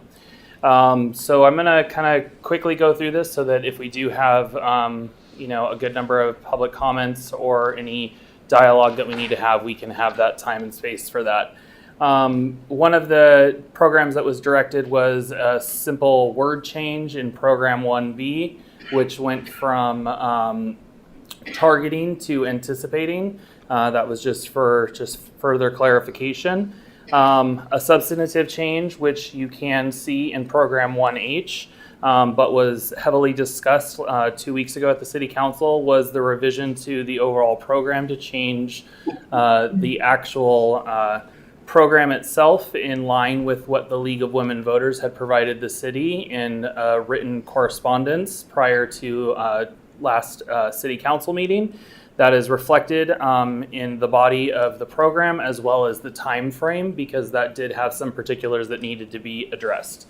Program 2C added language based on HCD's November 10th findings letter. This was actually something that was provided as a comment from City Council, that it is actually something that we just left off as a bullet point that has been added for just further clarity and attestation that we are addressing what has been commented on by the state. Going into program 3H, this is to revise the program to be consistent with the Planning Commission recommendation. This was initially proposed by staff as being a 10-day appeal period that has been since increased and changed to 14 calendar days. That is reflected in the body of 3H. Councilmember Liang did find an error that was in our housing constraint section of Appendix C. That was that there was essentially transposed 2 numbers, which then kind of made it not read as actually the development standards are within our own regulations. So that has since been corrected on C13 and C14 of the Appendix C. Now kind of getting into the one substantive change or lack thereof change, actually. So there was public testimony as well as the discussion from council and the authority granted to myself as the Development Services Director to come back with my recommendation after further analysis had been done in respects to the site of 21 Woods Lane. 21 Woods Lane, as we know, is existing zoning which does support residential development. And we have had multiple rounds of developer interest as recent as less than a year ago. As the council discussed as well, is that the site, even if it is not included in the housing element, does have the opportunity, as the majority of all of our sites throughout the city, to have residential development occur on it if such is supported by the zoning. First, I'm going to go over the main points of why the site was not taken off. Is first, the existing zoning, as stated, does support residential units. Second, the removal of the site would result in only having one buffer of a moderate unit. So that is something that we would need to be extremely cautious with moving forward. Third, previous and recent developer interest, as stated, in the site for residential units. Fourth is that this was a conservative capacity assumption. I know that there was a council question in Q&A that questioned what essentially was the parameters of a conservative assumption. That is that the actual base density that is allowed under existing zoning conditions allows for up to 40 units. That is something that we obviously are being very conservative in our assumption and projection of only 11. That's close to 75% of a reduction of what would be allowed. This has resulted from obvious topographical constraints, environmental potential issues, as well as infrastructure that would need to be done on the site, which would obviously further reduce down what we consider the net lot area. And then fifth, obviously, there are some particulars specific that I did want to make sure that we at least touch on, is the site is currently zoned for residential. That site will never be possible or eligible under the Housing Crisis Act of 2019, as well as the No Net Loss Law, which is Government Code Section 65863. Which effectively does not allow a jurisdiction to change land use unless we make an exact swap or increase in land use designation of another residual site. And at this time, we do not have anything to make that trade, as well as effectively nothing in the short term to be able to do so either. So with that, my conclusion is that the revisions to the sixth cycle housing element as drafted are consistent with housing law, and that this is something that we should feel comfortable moving forward with this evening after council discussion and public testimony. Thank you, Director Zorn. So first we'll see if any of the council have questions. Any council members? I'm not seeing any here. Councilmember Liang, do you have any questions? Because our colleagues do not. Okay. So we had previously at the last meeting closed the public hearing, but we've decided we will open it to allow for public comment. So I don't know if anyone here in chambers has public comment. If so, fill out the card and you can always do it afterwards. I see one commenter here in chambers, Ms. Valadez. You're up first. Thanks. I'm only going to give you one.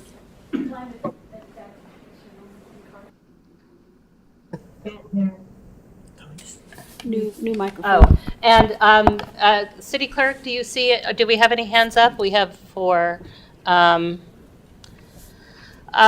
give 3 minutes. 3 minutes, bear with me, let me get my timer going. I won't be 3 minutes. That's good. And yes, you're not required to speak 3 minutes. Can you hear me? City Clerk, can you hear Ms. Yes, Valadez? I can. Okay, Yes, good. I can. Perfect. Thank you. My name is Janine Valadez. I'm a park commissioner, but I'm speaking as a member of the public. On this topic, I just want to air my support for the draft. I want to thank staff for the many edits and incorporations of community input into the draft. I will, for the record, still state I wish we did more in affirmatively furthering fair housing, but I think hopefully, and I really hope that the state approves our draft. I think it's a great draft, I really believe that we're going to do great things in our city to bring more housing and to bring a diversity of housing, and I'm just really excited about the future. Thank you. Thank you, Ms. Valadez. I don't see any other speakers in council chambers, so City Clerk, it's up to you.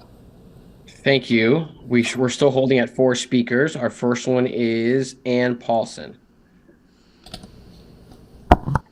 Hi, this is Hello, Ann. Ann. We can hear you. Okay. Hi, this is Ann Paulson. Getting the housing element done is a huge achievement with hard work from a lot of people who deserve our immense thanks. Thank you, City Council. Thank you, former Mayor Inander. Thank you, Nick Zorns. Thank you, Gabe Englund. Thank you, consultants. Thank you, city staff. All of you deserve huge congratulations. We have a lot of work ahead of us implementing the plans, but tonight is the night for being happy. I agree with Nick Zorns. This is the good part. Thanks, everybody. Thank you, Ms. Paulson. They're going to outvote us soon. Our next speaker is Tom Ferry. Hi. Thanks for giving me the time. My name is Tom Ferry. I'm a member of LAND, a group of residents in South Los Altos active in the community. I'm one of the authors of the email that we sent today to council regarding the housing element and how it, the plan for the housing element and how it relates to Loyola Corners. I'd like to thank Council Member Weinberg for his very quick reply to our email. Thank you so much. We appreciate his clarifying questions, and we will plan to contact him to discuss his questions in the near future. Land members look forward to working with city staff to update the specific plan to ensure it meets the goals and objectives of the housing element and makes a contribution to its implementation. Thank you. Thank you, Mr. Ferry. Our next speaker is Rigo Gallardo.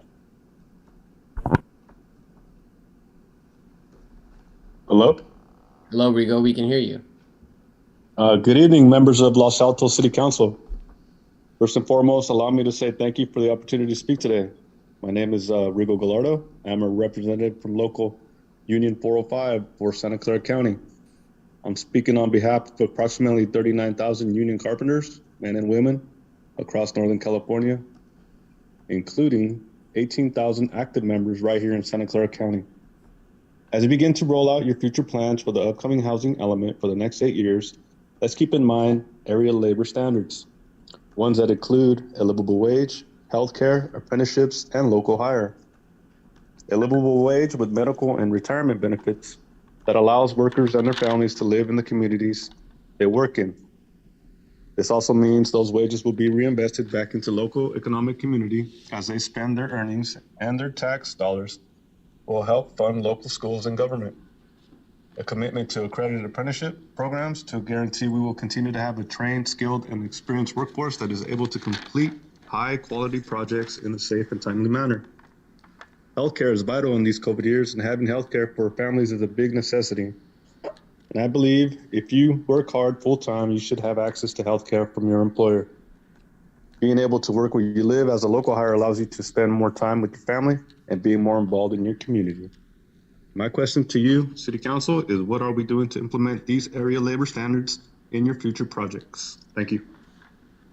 Thank you, Mr. Gallardo. And City Clerk, the timer had stopped, so it's okay. Mr. Gallardo was just fine, but for the next speaker. Thank you. I think I hit the space bar in accident, and that caused that. I apologize. All right. Our next speaker is Teresa Morris. Good evening. Thank you for the opportunity to speak. My name is Teresa Morris. I am on the Park and Rec Commission, but I'm not calling in as a Park and Rec Commissioner.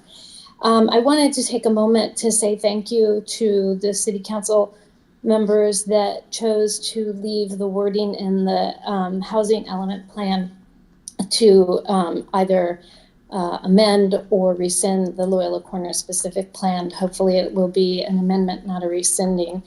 I echo what Ann Paulson said regarding thanking everybody for all of their hard work on this. I know it's been a long journey for the staff and city councils and so on for getting this element done. So I appreciate it, appreciate all the time that the staff has spent meeting with residents as well. I wanted to add that we are really looking forward to, we being residents in the Loyola Corners area, really looking forward to working with staff and the business owners within Loyola Corners and residents in Loyola Corners to come up with the absolute best plan possible to make the area the most inviting area possible for the residents that live there currently, but also for all of the new residents that will be joining the Loyola Corners area. And we look forward to meeting all of the new residents when they do come in and the buildings are built for them, and sharing with them all of the great features that Loyola Corners has to share with people. So thank you very much again to everybody and for the time this evening to speak. Bye. Thank you, Ms. Morris. And Mayor, I don't see anyone else with their hands raised at this time. Nope. Looks like there's one last hand. We will take that speaker, and then we're going to close the public hearing. Okay, thank you. Debbie Skelton, are you there?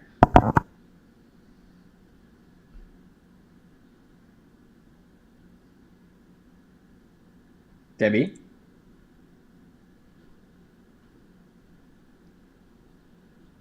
You should see a pop-up that I'm allowing you to unmute yourself. Okay, sorry about that. No worries, we can hear you. Fantastic. My name is Debbie Skelton. I live on Fremont Avenue in Loyola Corners. And I'd like to thank everyone for an awful lot of work and energy and just tremendous amount of effort that's gone into this. I listened to what Tom Ferry had to say, and he is in my neighborhood, and what he said really represents how I feel as well. Again, thanks so much. Take care. Bye-bye. Thank you so much, Ms. Skelton. All right, so that looks like we're going to close the public hearing. We have another one yes. that raised their hand. Would you like to take the speaker? We'll take the speaker, but this is the last speaker. These are late hands, but go ahead. Looks like Miss Martin. Yep. Yes. Miss Martin, are you there? I'm here. Excellent. We can hear you.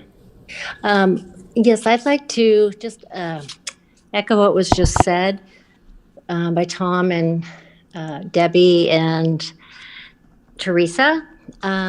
We are very excited that you haven't rescinded the plan, and we're looking forward to designing something that will work. We know that the growth is inevitable, and actually we're looking forward to it. It just needs to be done under a master plan. Otherwise, we'll end up with pieces of buildings like we have the Allied building now. It's just standing there. We want to do it right. So we are very excited to do it right. We're very excited to roll up our sleeves and get going on it. And we thank you so much for not rescinding it. Thanks. All right, thank you, Ms. Martin. And City Clerk, with that, I'm going to close the public hearing. Thank you, Mayor. All right, thank you. So we're going to bring it back to discussion for discussion with council. Do I have any takers? Or a motion? Well, actually, okay. Councilmember Liang, you have your hand up.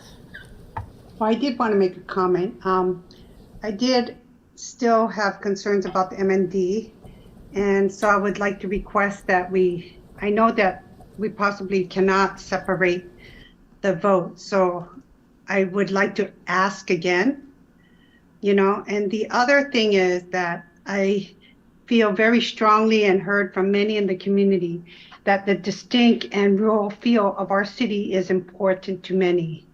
So people understand that we need housing, but maintaining the unique qualities of our city is being overlooked. So moving forward, I want to make sure that it is important that we do a proper outreach and engage the public for their input in the next steps. So if so, I'd like to make sure that we can separate the vote in regards to the MND versus the housing element. I do support submitting the housing element and adopting the housing element, but I do still have some concerns about the mitigated negative declaration. City Attorney, did you want to take that? Yeah, Or I could address this, but I know that the Community Development Director would like to address it, because the way that this has been set up is it is a resolution that includes the mitigated neg deck and the approval. yeah. We're having a hard time hearing you. Oh, It's kind of garbled. Okay. Yeah. Okay. Sorry. Go to Nick, and then I'll plug in. Okay, sorry. Yeah. All right, Director Zorns. So as the city attorney has outlined, is the resolution was set up with the whole foundation of our legal requirements to adopt an M&D concurrently with the housing element. In true housing element fashion, you generally, if you were going to bifurcate them, you do them in a two-step process, aka in two separate actions, in two separate meetings. The MND should have then been already heard. It should have already been approved by the council. I would advise the council to not separate the two. A bifurcated resolution for this context, as it is prescribed in case law, is very messy. And that's something that Jolie and myself has had direct experience with in other jurisdictions, as well as specific to what other jurisdictions are doing right now. So that's my professional advice. Yes, and I think Councilmember Lee Ng, with the wireless ordinance, there was a separate resolution for the mitigated neg deck, and there was an ordinance that had to be introduced and adopted. And procedurally, we adopted the mitigated neg deck because it did not have to be introduced and readopted.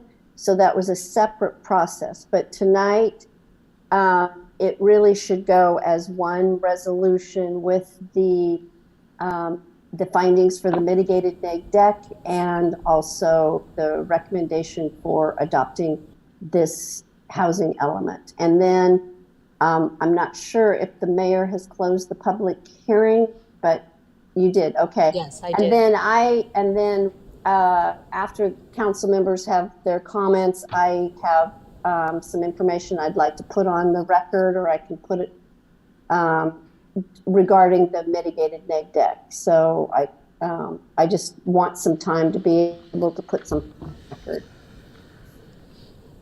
Okay. So Councilmember Liang made some comments. Does anyone else have comments? Go ahead, Vice Mayor. Thank you, Mayor. I think that Ann Paulson really put it best with the long list of people that she thanked.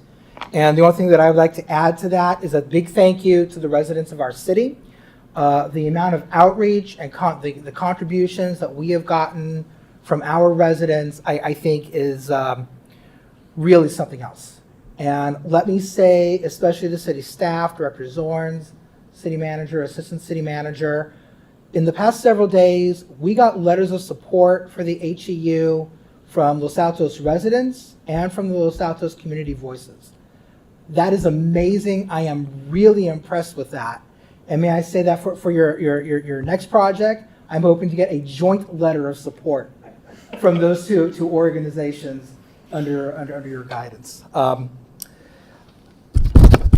We're just about there. There's two other things I want to say. I do want to address the mitigated negative declaration just for a moment. After reviewing the MND and considering public comments received both orally and in writing, in listening to my colleagues' input, I personally believe that as a matter of law, there is no substantial evidence that this housing element update will have a significant environmental impact. I find that the opinions expressed to the contrary are non-expert speculation. But I also want to note that the mitigated negative declaration does not modify or eviscerate a developer's or the city's need to comply with CEQA at the appropriate time when planning a redevelopment or enacting any of the programs proposed in the update. That, of course, includes a proposal to develop housing along Woods Lane. The last observation I'd like to make is, Director Zorns, along with the memo that you sent us on January 29th, there were 2 calendars, and they are daunting to look at. I mean, they're only a couple of pages long, but when you think about the substance behind them, you've got a lot of work to do over the next year in guiding the council so that we can do our work to move forward with the promises that we're going to be making in the element. And one idea that I would suggest to city staff is maybe taking that chronological calendar and appending it to the council's tentative calendar. I mean, at this point, honestly, they're so intertwined, and I don't want us to get in a position where we've done all this work, we have a housing element update that was approved by HCD, and then one of the projects, one of the programs just kind of fell through the cracks in terms of timeline. So I will end it there. Excellent comments, Vice Mayor. Do you? That's me. I know. No, I meant. Oh. You made excellent comments, and then I was looking at Councilmember Flagger. You're right. I was doing 2 things at once. No, I'll just add my thanks because it's relatively early, Mayor, and I don't have any comments, any substantive comments, but I will echo the thanks to residents, staff, and consultants who are really pulling it together that we are going to submit on time. And we're not just submitting any draft element. It has gone through the required and legal process, and I think we've even exceeded the requirements in our outreach. And so I'm very, very proud of this draft. I expect it will get approved, and I look forward to working with the community, my colleagues, and staff to move it forward. As Ms. Paulson said, you know, it's a great win for us tonight, but then the real work, and it goes to what the Vice Mayor said, the real work really starts after this gets approved.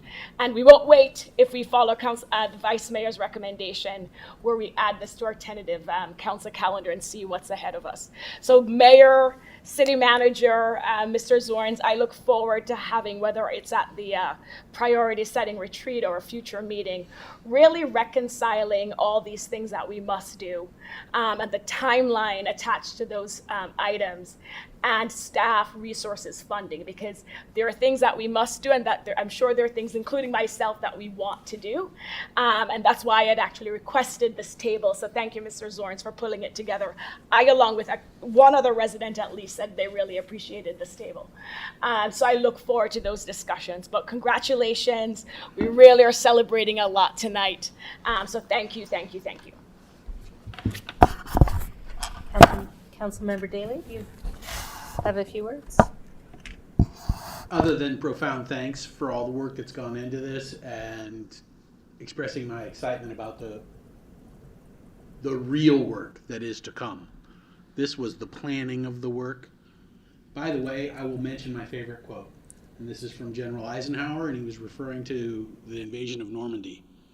And he said, it was the planning and not the plan that made us successful. As soon as we adopt this plan, the very next day, there's going to be something in the real world that changes. And I hope that we can undertake all of those challenges in the same spirit that has gotten us this far. Thank you. All right. You're a historian with military. I could see. We're going to hear lots of good quotes from you as the years go by. Okay, so yes, thanks. I think we kind of went through the thanks last week as well. At the last meeting as well. So definitely great gratitude for this. And that table is, when I said last time it could go in a Gantt chart, that is really, really got a lot of work to do. But we'll work our way through it. And I know that the city attorney wants to get something said, so I'm just going to, I do want to acknowledge all the public comment, and I also want to acknowledge Director Zorns for the specific input and what you looked at from the last meeting between the last and this. And I am comfortable with your proposals and how you substantiated them, so I appreciate that. And with that, City Attorney, I know you want to say something.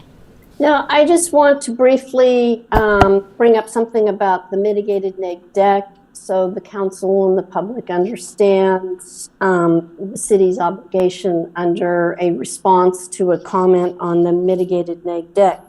So responses to comments on the mitigated neg deck, they're not required. They're not legally required by CEQA, unlike an EIR, but under a mitigated neg deck, they're not, we don't have to comment on them, but I would like to point out that the comment was reviewed by city staff, and it was determined that the comment was a generalized complaint, speculation, or unsupported conclusion, and it did not constitute substantial evidence of a fair argument that a significant effect on the environment may occur.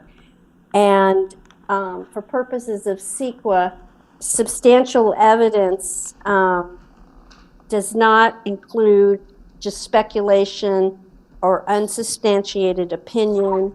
And so we did not receive that type of evidence tonight. And I would just like to say that we did review the comment to the mitigated neg deck. And for purposes of CEQA, there was no substantial evidence supporting the fair argument. And so I just want to make sure that that is on the record. But the city did review it and make that determination. And that was the city attorney and the community development director. We both reviewed it. So I just wanted that on the record. Okay, thank you, City Attorney. So with that, I'm thinking maybe one of my colleagues would like to make a motion about the resolution that's in front of us. I would be honored to, Mayor. I'm actually trying to find the wording. That's what I I'm know. scrolling through. It's on page 744 of the PDF. It was hard to find. I mean, it's hard to find when you're looking for it up Nick here. Can do his magic and pull it up quickly on the screen. Oh, yeah. Okay. 744. 744. Yeah. PDF.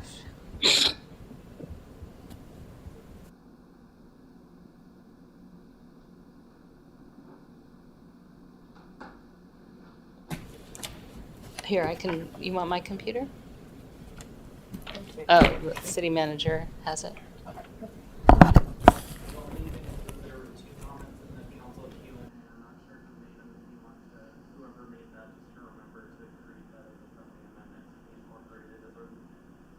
Or, so directors. Okay. Councilmember Flager, just minor clerical clarification. But you mentioned them in your presentation. This is the date in the resolution. Yeah. Oh, that okay. That we're in the Q&A. Okay. So if you don't get it, then the vice mayor will get it. So why don't you do the main motion? If you the subcommittee, you sure? Yeah, you. No, you should do it. I'd be honored to have worked, but it's going to take like 2 steps. Okay, Go ahead. Mayor, I'd like to make the motion. Let me know when you're ready. We're ready. Okay, I move that we adopt City Council Resolution number 2023.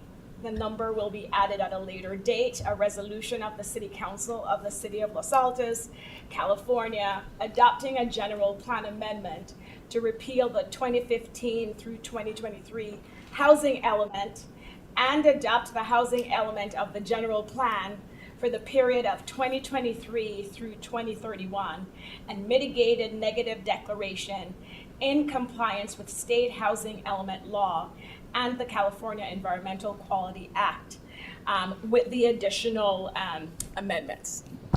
Friendly amendment? Friendly amendment, Vice Mayor. You want to?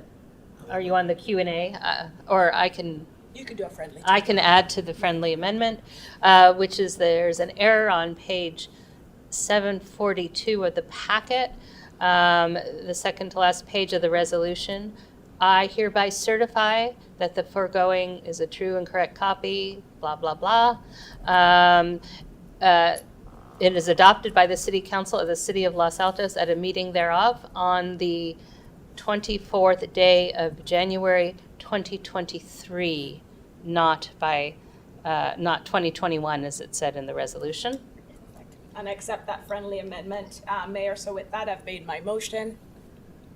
Does that include the changes to the C, whatever that Nick brought up earlier in his report, the corrections to the C19? Okay, so the director says that was already integrated. Okay. So that's been captured in the record. Okay, so do we have a second on the amended motion? Second. All right, Vice Mayor seconds. City Clerk? Members of the council, if you are in favor of the motion as articulated by Councilmember Flagger, please answer in the affirmative. Councilmember Flagger. Yes. Thank you. Councilmember Lee Ang. I abstain. I support moving it forward, but I'm concerned about the MMD. Thank you. Thank you. Councilmember Daly. Yes. Thank you. Vice Mayor Weinberg. Yes. Thank you. Mayor Meadows. Yes. Thank you. Motion passes 4 in favor and 1 abstention. All right, congratulations all. Well, fingers yes, crossed. All right. HCD, be nice. Okay. So then we'll move on to discussion items. Item number 4, affirming the one remaining mayor appointment, which is to the Santa Clara County Library District JPA.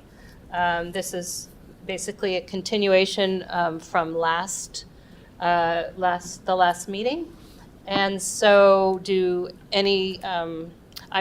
we've talked about it before, so I'm not really going to introduce it. It's just one last appointment. I'll make it. But first I want to ask if any of my colleagues have any questions. We'll then go to public comment, and then we'll come back to discuss and make this final appointment. Any questions, colleagues? All right, none here. All right, so I'm going to open it for public comment. I don't see any public comment. Here we go. In the chamber, we've got one public comment here, and City Clerk will go to you next if it stays at 1. So Ms. Valadez, I've got your climate appropriate dual use card. Please come on up to the podium. Thank you for allowing that exception. Again, Janine Valadez, Parks and Rec Commissioner, speaking as a member of the public. With regard to this appointment, I will say that I will argue with anyone if I don't agree with them. And I will disagree with any one of you, regardless of your general political positions, because I may not agree on a given point. But in this particular case, in terms of what I believe is the rationale being used for the various appointments, I just want to make a comment about this. I have heard a lot in the papers, I've heard a lot in conversation about accusations of racism or discrimination or unfounded reasons for how things have turned out or how they will turn out. And I have to speak personally. I know what racism feels like. I know what discrimination feels like. I know what being discounted feels like.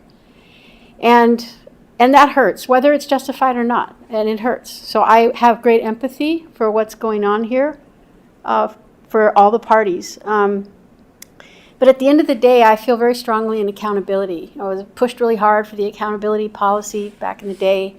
I believe in the council norms. It's through these agreements that we all know how to work with each other. And if all aspects of respect aren't necessarily native, at least you have some written doctrine that you can follow to make sure you stay in line. In the case where Councilmember Liang very overtly violated 2 council norms, and I don't need to repeat them in word, but by number, 6.3 and 11.10, I just can't get by it. And so I don't know how you're going to render. I don't know what decision you're going to make, but I have a real problem with that. And it's too bad because I think those actions, may have cost a person's input, a person's function. But how can you not pay attention to that? So I hope that you do. And it makes me very sad, but I still feel very strongly. I kept waffling back and forth, but I couldn't get past the overt violation, and it's just a really big deal for me. Thank you. Thank you, Ms. Valadez. I'm not seeing any other public speakers in chambers. City Clerk, do we have any on Zoom? And Mayor, I do not see any folks with their hands raised on Zoom as well. Okay. With that, I will close public comment. And council members, does anyone want to say anything? Councilmember Liang, do you want to say anything?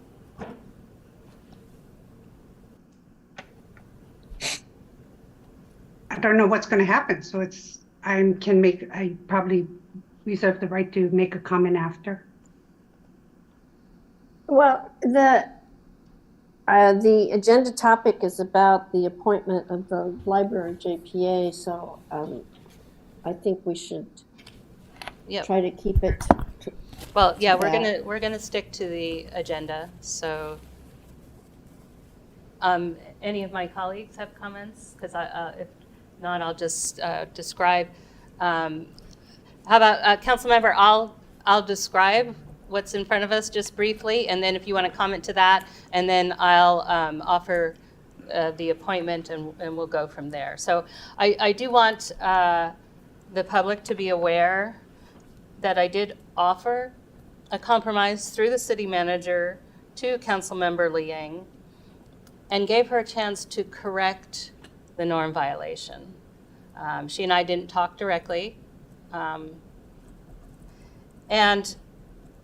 the compromise that I proposed was that if she remedied the violation by withdrawing as VTA board alternate, then in my mind, she became eligible again for the trust of council and sitting on regional boards. Because remember that the definition is that the positions taken by appointed representatives on regional boards have to be in alignment with positions that council has taken on issues that directly impact the city of Los Altos. So if she had done that, then I think the compromise would have been she could have had, I think, the two regional boards that she was interested in that is in my power to appoint. But she chose, and I'm not going to make a judgment about the choice, she chose to stick with her VTA position, board alternate, that she nominated and voted for herself, despite council having chosen, have nominated the vice mayor. So this is not about punishment. It's about eligibility as defined in the norms. And unfortunately, I mean, it really is unfortunate if we can't, the qualification for us each to serve on these regional boards, in addition to being elected council members, which we all are, is that we can uphold council direction. And she didn't choose to take the chance to remedy that. That's Councilmember Liang's decision.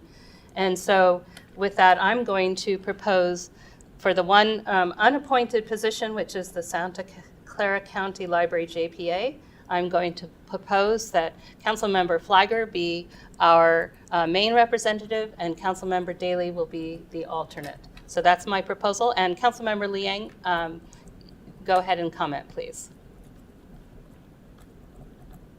I would like to comment because I think there's a lot of accusations and assumptions made that were not correctly true. At the time where Councilmember Weinberg was nominated, I did make it clear many times that the North County Committee will be working on amending its bylaws. So during the time of amendment on December 1st, Councilmember Weinberg and myself participated in the bylaws. Many of the amendments was brought forth by Palo Alto and Mountain View. Based on the vote of the bylaws, there was language in the bylaws that would have made the nomination null and void. So in the bylaws that was adopted the next day, it says, by November 1st of the election year, the current board member and or alternate board member shall notify the working group or whether they intend to seek additional time, a second year term, or to extend current term, not to exceed 4 years. If the member is / are eligible to complete the upcoming board term, then that person will be considered the nominee. Based on the new bylaws, I was asked if I was interested in continuing because we had to work off the new language. At the time of voting, Councilmember Weinberg spoke for himself. So when you say I did not say anything, he spoke prior to me having to speak that he was nominated. It's not necessary for me to repeat what was already said. He told the committee members that he was a nominee for Los Altos. Councilmember Weinberg was aware and participated in writing the new updated bylaws. The committee acknowledged that Councilmember Weinberg had been nominated by the city of Los Altos. Despite this knowledge, the committee nominated me based on the updated bylaws. So the vote passed and I was the alternate. According to the committee, the goal was to maintain continuity on the committee. Both open seats were filled by incumbents. So the committee members recognize that Councilmember Weinberg's current additional positions and current participation on the various VTA committees will still lead to future positions within the North County VTA group. Based on the 6 points that I raised earlier, I don't feel I violated any norms. So I can understand what you're saying, and I did not feel that it was appropriate for you to have made that type of offer to me. And so that's why I also believe that it would not be right for me to accept that. And then when I'm accused of violating the bylaws or the norms, I would like to highlight the norms on 1.2. Council members shall treat fellow council members of the public and commissions and committee members and staff with respect, civility, and courtesy. I don't feel I've gotten that. All council members shall respect each other's individual points of view and right to disagree. I was never given an opportunity to really explain. When we talk about rules of decorum, 12.6, there shall be courtesy, respect, and tolerance for all viewpoints. I don't feel I get that. And for the right of council members to disagree.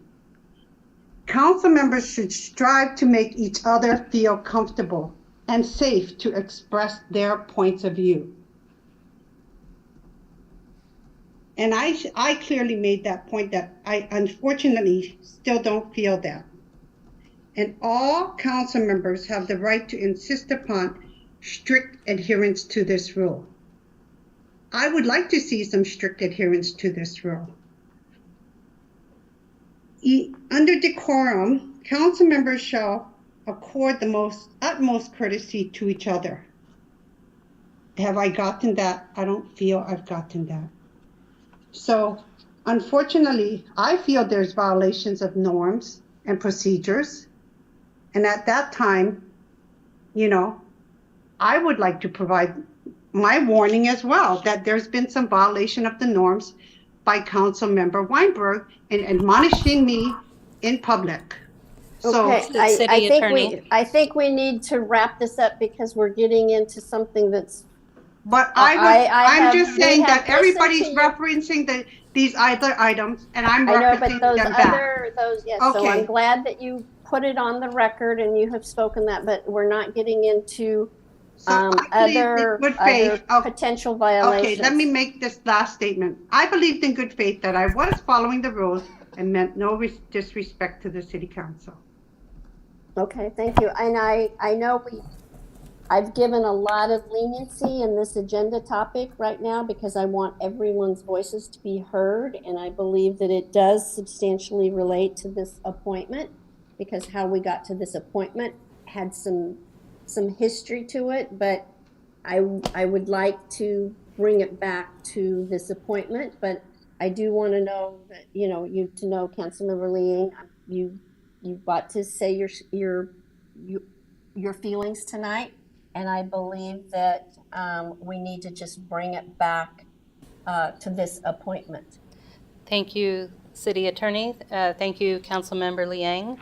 So I'll make one final statement, and then I will ask for the City Clerk to check with Council to affirm the appointments or not. The VTA bylaws are not our council norms. And we are each eligible for any of these boards because we are members of our city councils. Therefore, we are bound by the norms of our city councils. So the VTA bylaws, no matter what they said, didn't preclude Councilmember Liang from notifying the other voting members that the Los Altos City Council had nominated council member at the time Weinberg, vice mayor now. It is true that he spoke, but he was not a voting member. He was an attending member. I was also attending that meeting. So he spoke as a member of the public. That does not give him equal weight, and it was not, and you didn't choose to represent that situation either.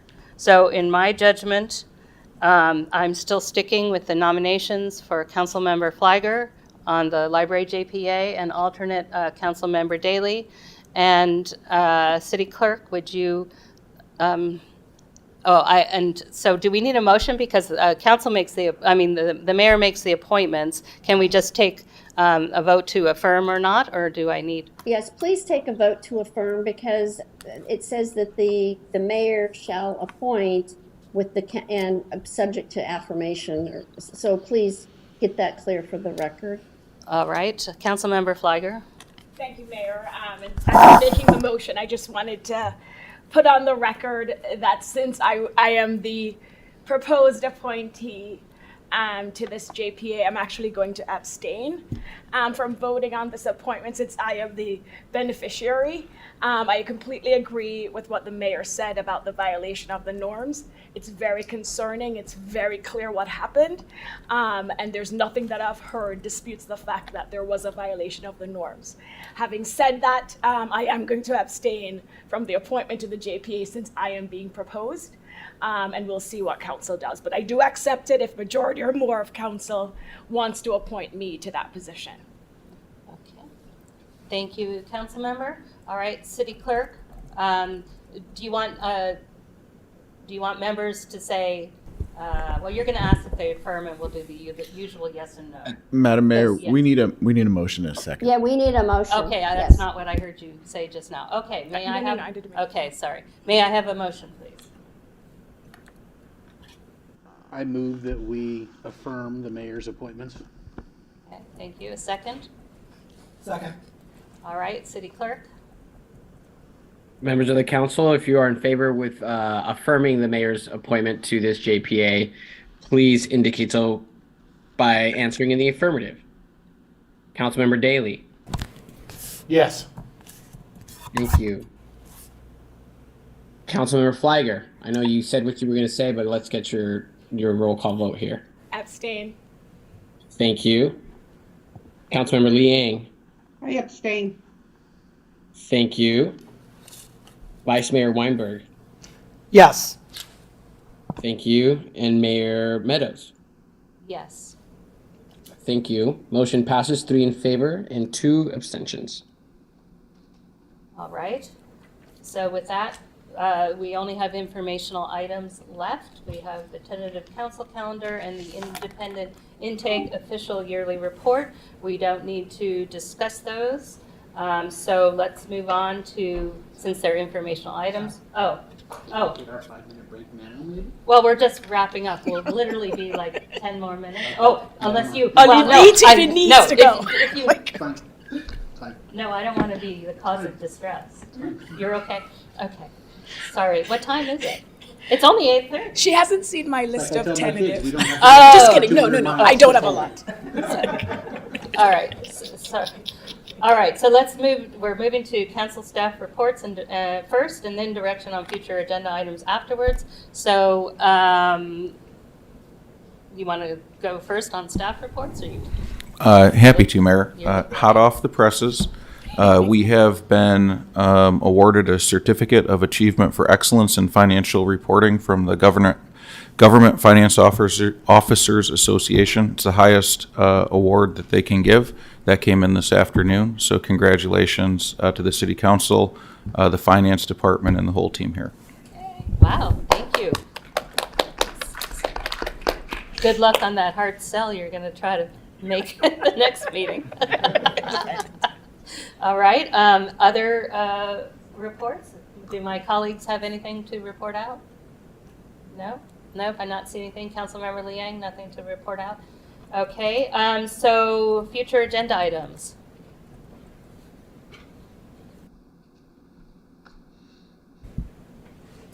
Let me make one comment about future agenda items. So we have scheduled on February 21st our retreat. Is that here? And do we actually retreat in here? But retreat to Chambers? It is here. It will be hybrid as well, Mayor. It's hybrid as well. Okay. And one of the items we'll be covering in the retreat that evening, that afternoon and evening, is to clean up our tentative calendar. There's lots of items in there. Some of us don't even know what they mean. And so regarding the tentative calendar specifically, we'll look at everything that's sitting in there now and reconfirm or not that we want it to stay there as items that we will cover. Okay, so sorry, Councilmember Liang, you have your hand up. No, I just in the past, I've requested that we have some sort of compassion training. We've celebrated Compassion Week, and Time Magazine Newsweek had emphasized the need for compassion and kindness. And I hope we can somehow include that in our agenda. Well, we're going to cover that. It's one of the items on the tentative calendar, so we will look at that, and that will be one of the items that we either confirm or not that we're going to do. Because you're right, it's been on the calendar for quite some time. Any other future agenda items? Councilmember Flagger. Thank you, Mayor. 2 items that have come up at different meetings, and I know I've had conversations with our city manager, are one, a neighborhood parking program. And I know we talk about parking a lot throughout the city. And I don't know if this is something that the city manager would recommend that we put on a council tentative agenda for council to immediately discuss it, or if this is something that staff would need to work on and bring something forward. But I'm bringing it up because I don't want us to lose sight of it.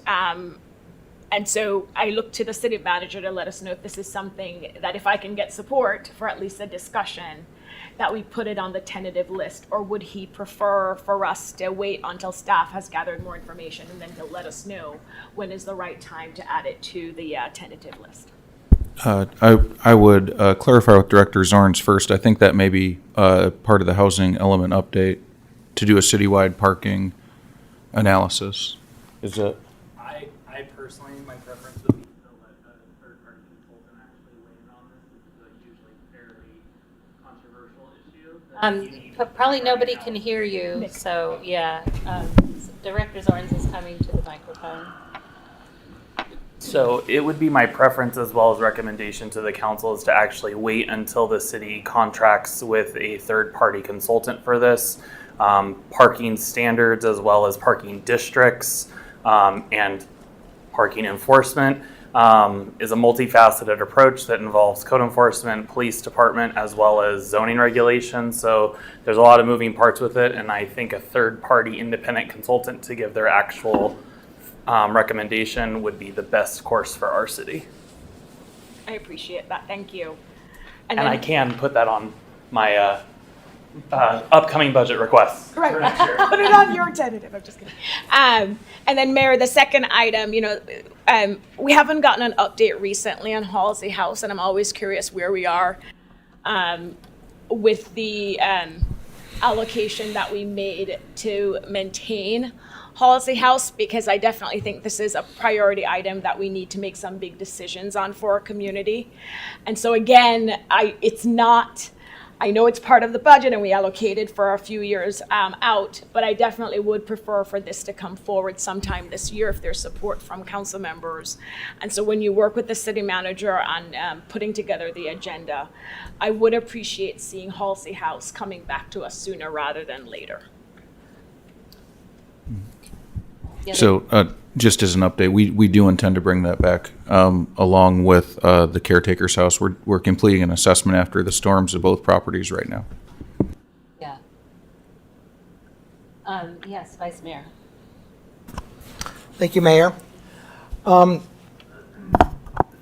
City Manager, in the wake of the storms that we just had, I was going through our general plan and some of our other plans and pamphlets.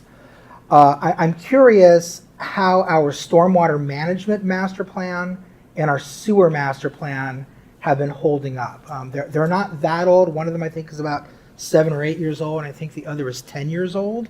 Could you give us an update at a future council meeting, just letting us know what your impressions are of those documents? And I wonder if it's time for us to take a look at them and update them as would be appropriate. Certainly, we should provide an update on that. Stormwater specifically, we're getting ready to bring forward. I think discussion on the sewer would be helpful as well. Thank you. I don't have anything. Councilmember Daley? Okay. Thank you. All right. So I think we've covered our agenda. So let's spend the rest of the evening celebrating our successes and passing the final version of the housing element update. So have a good evening, all. This meeting is adjourned.